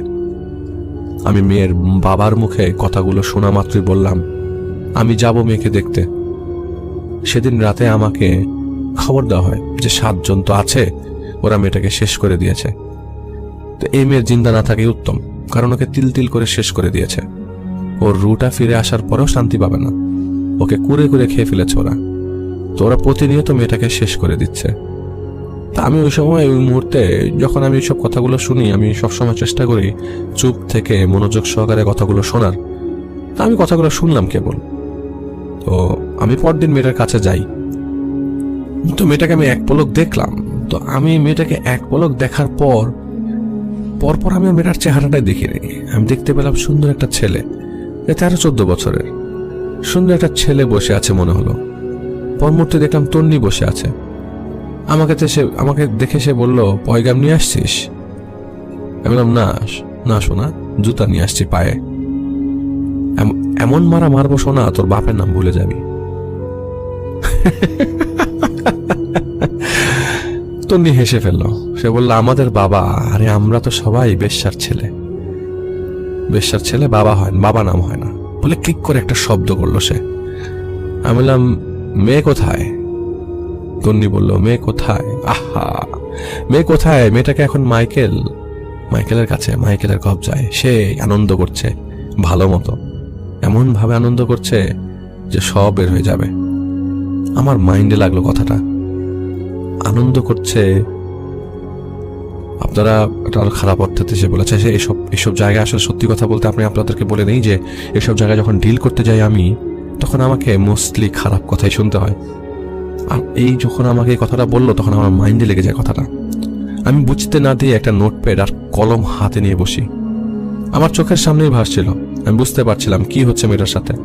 আমি চোখ বন্ধ করে তন্নিকে ডাকলাম, পূর্ণ বিশ্বাস নিয়ে যে আসলে তন্নি আমার ডাক দেয় কিনা, এবং বিশ্বাস নিয়েছিলাম যে আসলে আমি যদি ডাকি তাহলে তন্নি আমার ডাকে সাড়া দেবে। আল্লাহ তুমি সাহায্য করো, মেয়েটাকে ফরিয়াদ দেবার সুযোগ দাও বলে আমি ডাকতে থাকি, তন্নি তন্নি, এই তন্নি, তন্নি। 5 বারের বেলায় সাথে সাথে সজোরে দম টেনে উঠে জেগে ওঠে তন্নি। কতদিন পর জানেন? 1 বছর পর। মা মা বলে চিৎকার করতে লাগলো তন্নি। আমি বেরিয়ে এসে বললাম, জান মেয়ের হুঁশ আসছে, মেয়েকে একটু পরিষ্কার করেন। দৌড় দিয়ে গেলেন ওনারা একটু অবাক, কারণ তন্নি আসলে কথা বলা বন্ধ করে দিয়েছিল সেই শুরু থেকেই। সেই তন্নি আজ আসল তন্নির মতো কথা বলছে, এটা একটা চিন্তার বিষয় এবং এটা একটা প্লাস পয়েন্ট, খুশির বিষয়। আগে মা, মেয়ে, বাবা আর ভাইয়ের কান্নায় একাকার হয়ে গেল চারপাশ। আমি ওয়ার্নিং পাচ্ছিলাম মাইকেল ফিরবে দ্রুত, আবার কবজা হাতে নিবে শরীরের। তাই আমি তন্নির মা বাবাকে বলি, আর একটু আলাপ করে নিন, সময় কম, কাজ অনেক বাকি, ওরা আসবে আবার। আমি নোটপ্যাড নিয়ে বসেছিলাম, মাথায় বারবার একটা শব্দ আসছিল, ক্যাসিয়াস। টের পেলাম মাইকেলরা ফিরছে। আমি তন্নির মা আর বাবাকে বললাম চলে যান, ওনারা দেরি করছিল দেখে ঝাড়ি দিলাম আমি, বের হয়ে যান। ওনারা বের হতে হতেই জোরে একটা নিঃশ্বাস নিল তন্নি। জোরে নিঃশ্বাস নেওয়ার সাথে সাথে বুঝতে পারলাম যে মাইকেল হাজির হয়ে গেছে। তো মাইকেল, কি প্ল্যানিং তোর? জুতা বাড়ির কি থুতনার উপর খাবি নাকি পাছায় খাবি? মাইকেল উত্তর দিল, মাল আর পানি ফেলে দিশা পাচ্ছে না, তুই আছিস পাছা নিয়ে। কিন্তু ভালো আইডিয়া দিলি পাছায় মারার, আজকেই মারবো, এখনই মারবো। আমি তেরা চোখে তাকালাম মাইকেলের দিকে। হেই, তুই কি দেখবি? আমি উত্তর দিলাম, কি? মাথাটা সামনের দিকে ঝুঁকালো সে, আস্তে করে ফিসফিস করে বলল, আয় না, একবার ছুঁয়ে দেখ, তোকে দেখাবো। আমি উঠে দাঁড়াই, হাত থেকে নোটটা নামিয়ে তন্নির সামনে যে একটু ঝুঁকলাম। তন্নির মুখ থেকে তখন ডিম পচার দুর্গন্ধ আসছিল, তো এত বিকট গন্ধ আসছিল, আমার কাছে এগুলো এত চাপ দেয় না এখন আর। তো তন্নি আমার দিকে তাকিয়েছিল। আমি জিজ্ঞেস করলাম, কোন মাইকেল আমার সামনে? তো মুখটা চড়া করে হাসি দিল তন্নি, আমি মাইকেল। এটা বলার পর সে চোখ টিপ দিল। বুক ভরে শ্বাস নে। মাইকেল বলল, এক দমের সুযোগ দিব শুধু। আমি বুক ভরে শ্বাস নিয়ে নিঃস্পর্শ করলাম তন্নির পায়ের পাতা। সাথে সাথে আমার দম আটকে গেল, বিদ্যুৎ বেগে মাথায় চিলিক দিল। চারপাশ অন্ধকার হয়ে ধাম ধাম করে কলিজা আমার বাড়ি মারতে লাগলো। চারপাশ ঝাপসা একটা রুম। হ্যাঁ, একটা রুম, অল্প আলো, বাইরের শব্দ, রিক্সা বা গাড়ির টিং টিং এর শব্দটা পরিষ্কার শুনতে পাচ্ছি। দরজা একটা, প্রায় 1 অথবা 2 ইঞ্চি খোলা, ভেতর থেকে শব্দ আসছে। বেরিয়ে এলো একটা ছেলে, উলঙ্গ, কাপড় নেই শরীরে। আসলে সত্যি কথা, আমার দম আটকে যাচ্ছে। সে আমার দিকে তাকিয়ে হাসলো, দাঁতগুলো ময়লা, বুকে পশম ভরা। সে এক হাত দিয়ে দরজা খুলে দিল। কি দেখলাম আমি, কি দেখলাম? একটা রুম, বিছানায় বাঁধা তন্নি আর 6 জন মাইকেল সেই বিছানায়। আর কি দরকার আছে বর্ণনা দেওয়ার? আমি এগুলো দিতে চাই না, এইসব জিনিসগুলোই আমি বলতে চাই না আপনাদেরকে, যে আমি আসলে মাঝে মাঝে এমন সব জিনিস দেখি সেসব বর্ণনা আর আসলে আমার বিয়ন্ড ইমাজিনেশন। আপনারা হয়তো জোর করেন, জাহিদ ভাই আপনি আপনার ঘটনার ডিটেলস আমাদের বলেন। আমি যদি ডিটেলস বলি আপনারা আমার কেউ ঘটনা শুনবেন না, কারণ আপনার কাছে সেই ডিটেলসগুলো ঘৃণা লাগবে আপনাদের। আমার ঘৃণা লেগেছে, আমার ঘৃণা লাগে। আমি যখন এসব কাজগুলো করি মাঝে মধ্যে ঘৃণা লাগে। এখন আমার ঘৃণা লাগছিল। ঘড়ির টিকটিক শব্দ, 12 সেকেন্ড। ঘোর কেটে যাবার পর আমি আমার হুঁশ হারিয়ে ফেলেছিলাম। আমি মাইকেলকে মারতে গিয়েছিলাম। মাইকেল সাথে সাথে মাথা কাত করে গলা আগিয়ে দিল, নে নে, কেটে দে, মাথা কেটে দে, আর খতম কর। খতম করে দে তন্নিকে, আর মুক্ত করে দে। তা আমি মারতে না পেরে সরে এসে আগে চেয়ারে লাথি মেরে বসি, দেয়ালে ঘুষে মারি কয়েকটা। কে জানি এসেছিল দৌড় দিয়ে সেই রুমে দরজা দিয়ে, তাকে ঝাড়ি মেরে বের করে দিয়েছিলাম, আমার মনে নেই কে আসছিল। পরে খেয়াল আসলো সে ছিল তন্নির বাবা আর মামা। আমি বসে পড়লাম মাথার চুল টানতে টানতে ফ্লোরে। আমি বসে মাথার চুল টানছিলাম, আমি চিন্তা করছিলাম আমি কি করব। আমি নিজেই ইমাজিন করতে পারছি না ওই রুটাকে কিভাবে যন্ত্রণা দিচ্ছে। শরীর জীবনে ওই যন্ত্রণা সইতে পারবে না, শরীরে এই ক্যাপাবিলিটি নাই। মাইকেল আমাকে বলল, এই চুল ছিড়িস না। এটাই তো আসল সাধনা, এক বিছানায় 7 মাইকেল আর তন্নি। আমি উঠে গেলাম, তেরে গেলাম মারতে। কিছুই করতে পারছি না, একবারে গেড়ে বসে আছে তন্নির ভেতর। তন্নির জেগেও আছে, ওর রুটা শেষ হয়ে যাচ্ছে। এই দাঁড়া, তোর কি মনে হয় তন্নি ঘুমাচ্ছে না? না না না না না, 24 ঘন্টাও জেগে আছে। 24 ঘন্টা মাইকেলরা ওকে ভোগ করেছে। বলতে বলতে প্রস্রাব বেরিয়ে এলো ব্যাগে। এমন একটা ভং দেখালো যে প্রস্রাব করে সে আরাম পেয়েছে। আমার দিকে তাকিয়ে হাসলো মাইকেল। এই মাত্র মাইকেল নেমে গেল, আরেক মাইকেল উঠে গেল। আমি আর সহ্য করতে পারছিলাম না। আমি সহ্য করতে না পেরে থাপ্পড় মেরে বসি।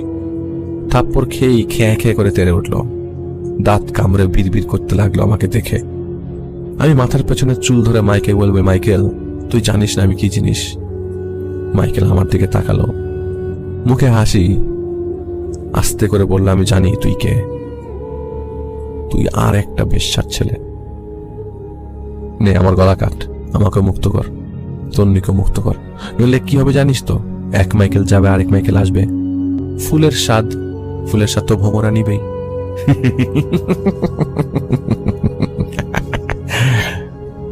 আমি বেরিয়ে আসি রুম থেকে। আমি বুঝতে পারছিলাম না আমি আসলে কি করব।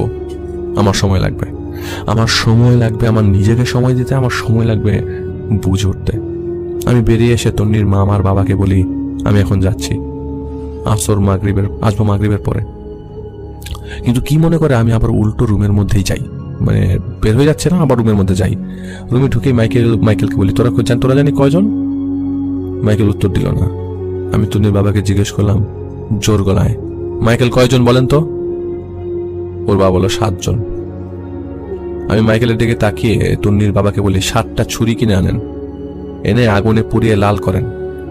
মাইকেল আজকে তোকে মুক্ত করে দিব আসনি, তোর আর কোনো খেলা না।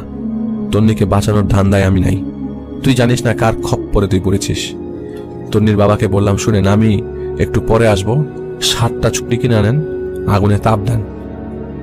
যত নাটক করুক, যতই কাঁদুক, শুনবেন না, যাবেন না ওর সামনে। আমি মাইকেলের দিকে তাকাই বললাম, মাইকেল তুই তন্নির ক্ষতি করিস নাই, তুই আমার পাল্লায় পড়েছিস। আজকে তোর দিন শেষ। আমি হেঁটে মাইকেলের সামনে যেয়ে দাঁড়াই, নিঃশব্দে মাইকেলকে আমি বলি, আল্লাহর কসম খেলাম মাইকেল, আজ তুই বাঁচবি না। সরে এসে এবার আমি জোরে বললাম, আসতেছি আমি মাইকেল, আসতেছি, পরোয়ানা নিয়ে আসবো, সাথে থাকবে ফেরেশতা। বলে বের হয়ে আমি রুম থেকে বের হয়ে আসি আর কি। তাব্বুস হয়ে আমার দিকে তাকিয়ে রইল ওনারা, বুঝতে পারেন নাই তারা আমি কি বললাম এতক্ষণ। আমি রাস্তায় হাঁটছি, কিন্তু ওই দৃশ্য, মানে এতক্ষণ যা দেখলাম, ওই জঘন্যতম দৃশ্য আমাকে গিলে ফেলছিল। আমার সহ্য করা যাচ্ছিল না, সহ্য করা মুশকিল। আমি রাগ দমাতে পারছিলাম না। আকাশের দিকে তাকালাম, তপ্ত আকাশে দৃপ্ত হয়ে বললাম, হেল্প করো আল্লাহ, আমি আসছি। আজকে আমার আকাশটা মনে হচ্ছিল আগুনে জ্বলছে, পুরো আকাশটা লাল হয়ে গেছে। আমি পারছিলাম না, আকাশ থেকেও মনে হচ্ছে গরম জিনিস আমার শরীরে পড়ছে, আমার শরীরটা পড়ছে যে সেই জিনিসগুলো চিন্তা করে। আল্লাহর কাছে সাহায্য চাচ্ছি, আমি আসছি তোমার কাছে, সাহায্য করো আমার মালিক। আমি নামাজও পড়তে পারছিলাম না, অস্বস্তি আর ঘৃণায় আমার নিজেকে নাপাক মনে হচ্ছিল। আমি শ্বাসই নিতে পারছিলাম না, টু বি অনেস্ট। ঘৃণা রাগে শ্বাস নেওয়া সম্ভব না। এই জিনিস যারা দেখে তারাই বোঝে। আপনারা বুঝবেন কিনা আমি জানি না, তবে আমার ওই মুহূর্তে মনে হচ্ছিল আমি একটা নাপাক। নামাজ শেষ হলো, সালাম ফিরানো হলো। সালাম ফিরানোর পরে অনেক সময় জিকির করি, জিকির আজগরে মন থাকে আমার, কিন্তু আমি ফ্লোরের দিকে তাকিয়ে আছি। আমার ব্লাড প্রেশার বেড়ে যাচ্ছে, আমার চোখ অন্ধকার হয়ে যাচ্ছে, আমার মাথা দুলছিল। ধীরে ধীরে আমি দেখতে পাচ্ছি একটা জায়গা, একটা মাটির দেয়াল, দেয়ালের মধ্যে গম্বুজের মতো করে কেটে বসে জায়গা বানানো। একটা কালো সাপ দেখতে পাচ্ছিলাম, কালো সাপ, 7টা আয়না। ওই আয়নাগুলোতে না আলোর ঝলক, মনে হলো কুপি বাতির আলো। মাঝখানে একটা বড় কালো সিন্দুক, এটা কাঠের সিন্দুক, কিন্তু উপরে কি জানি লেখা। আমার পেছনে দিগন্তের তারা, কোরআন তেলাওয়াত আসছে মৃদু স্বরে। আমার ঘরটা কেটে গেল কোরআন শব্দ করে পড়ার স্বরে। আমার ধরফরানি কমে গেছে। কোরআন পড়ার সময় যেই লাইনটুকু পড়ছিল সেই লাইনটুকু আমি আগে শুনেছি, সূরা আর রহমানের আয়াত, ফাবিআইয়ি আলাই রাব্বিকুমা তুকাজ্জিবান। তোমাদের রবের কোন নিয়ামতকে তোমরা উভয়ে অস্বীকার করবে? আমি আমার পুরো শক্তিটা ফিরে পাই। আমার চোখের সামনে ভাসছে অনেক কিছু, একটা রাস্তা, আলো নাই, কে জানি দৌড় দিচ্ছে, আর আমি দাঁড়িয়ে আছি। আজ মাইকেল শেষ। আমি মসজিদ থেকে বের হলাম, একটা ইমার্জেন্সি মেসেজ দিলাম, আমার আর্জেন্ট হেল্প দরকার। সে যাতে আমার চোখের সামনে যেই জায়গাটা ভাসছে সেই জায়গায় যেন অপেক্ষা করে আমার জন্য। ইমার্জেন্সি মেসেজ দিয়ে তন্নির বাসায় না যেয়ে নিজের বাসায় চলে আসি। তন্নির বাবাকে বলে আমি রাতে আসব। আমি বাসা থেকে বের হবার পর তন্নি অনেকক্ষণ নাকি হাসাহাসি করছিল, আমি পালিয়ে গেছি হ্যান ত্যান। কিন্তু আজানের 20 মিনিট পর তন্নির 20 মিনিট পর থেকেই তন্নির আচরণ বদলে গিয়েছিল। তন্নি একদম চুপচাপ, এমনকি তন্নিদের বাসায় ভাই ভার অবস্থাটা নাকি কেটে গেছে। তন্নির বাবা আর মা স্পষ্ট টের পাচ্ছিল, ওনাদের দিল বলছিল আজ মেয়েটা মুক্ত হয়ে যাবে, আজ মেয়েকে তারা ফিরে পাবে। আমি রাতে তন্নির বাসায় যাই, আমার সামনে তন্নির বাবা ছুরি নিয়ে আসলো। আমি বলি লাগবে না, আপনি বাইরে যান। গেট আমি আজ তালা মেরে দেইনি, নিজেই লাগিয়ে দিয়েছি। মোড়ামুড়ি করছিল মাইকেল, আমি ওর সামনে দাঁড়াই। মাইকেল, ও মাইকেল, কি মনে হচ্ছে না ফেরেশতা আছে না চারপাশে? এইটা শোনার পর মাইকেল মোচড়াচ্ছিল। মনে করেন আপনারা যদি কোনো মানুষকে জবাই করতে যান, সে যদি কোনো জায়গায় কোনো চান্স নাই ছুটে যাওয়ার, তখন যেভাবে মোচড়া চুচড়ি করে না, ঠিক সেভাবে মোচড়াচ্ছিল। ডর, এটাকে বলে ডর, মরার ভয়। এর চেয়ে বড় ভয় দুনিয়াতে পাপীদের জন্য আর কিচ্ছু নাই। পাপীরা মরার ভয় সবচেয়ে বেশি পায়। তুই না আমারে বলছিলি তোর খোদার ইচ্ছাতে নাকি তুই তন্নির সাথে এমন হচ্ছে? না রে না, আমার আল্লাহ আমাকে স্বাধীন করে দিয়েছে, আর একটাই রাস্তা দিয়েছিল উনি, হয় ভালো করো না হয় খারাপ। শেষ বিচারের দিন হবে আসল মাপ, ওজন হবে ওই দিন হবে ওজন। আমারটা আমি জানি না, তোর ওজন তো ডেফিনেটলি কত লক্ষ টন হবে কে জানে, কারণ তুই কাফের। তেরে গেলাম আমি তন্নির দিকে, ওর মাথা 2 পাশে আমি চেপে ধরেছি। আমার মুখ দিয়ে কি বের হচ্ছে আমি নিজেই জানি না, সত্যি জানি না, কিন্তু চারপাশটা আমার ভুম ভুম ভুম ভুম করছিল। বিছানা কাঁপছিল, গ্লাস ভাঙলো।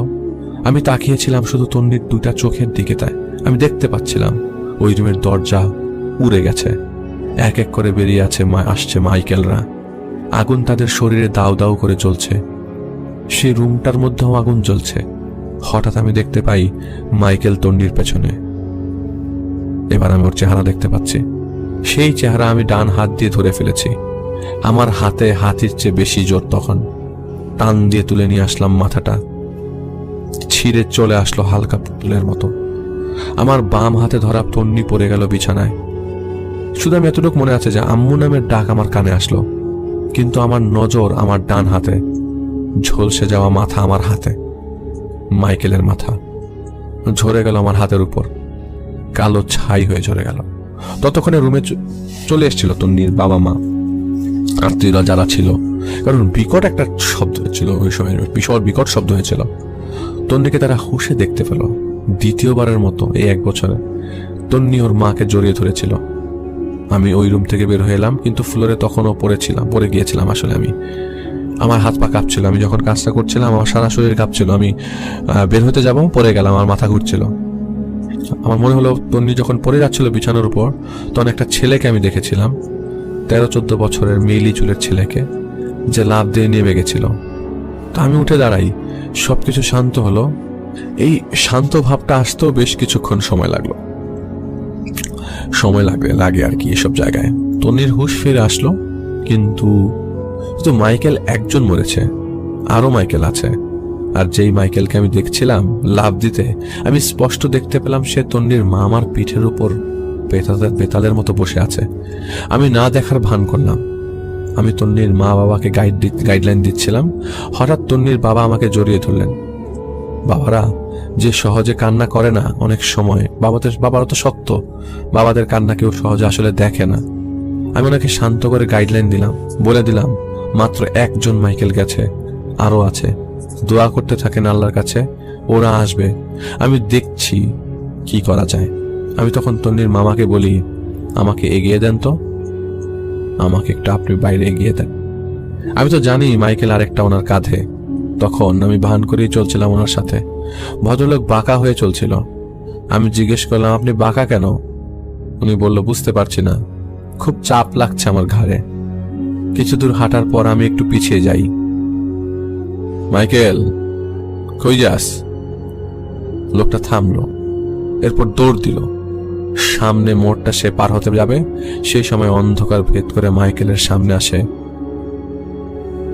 দিগন্তের তারা। পেছনে আমি, সামনে দিগন্তের তারা। সেন্ট মাইকেলস এর মাত্র শুরু। এটা কি চিন্তা করছেন আমি জানি না, আপনারা কি ভাবছেন ঘটনা নিয়ে। এই ঘটনাটা মানে টু বি অনেস্ট জাহিদ ভাই, ওয়ান অফ দ্য বেস্ট, অসাধারণ ঘটনা। এবং আমি জানি অনেক অশালীন মন্তব্য ঘটনার মধ্যে আছে, অশালীন কথা আছে। আমি মাফ চাই আপনাদের সবার কাছে, প্লিজ আমাকে দয়া করে মাফ করবেন।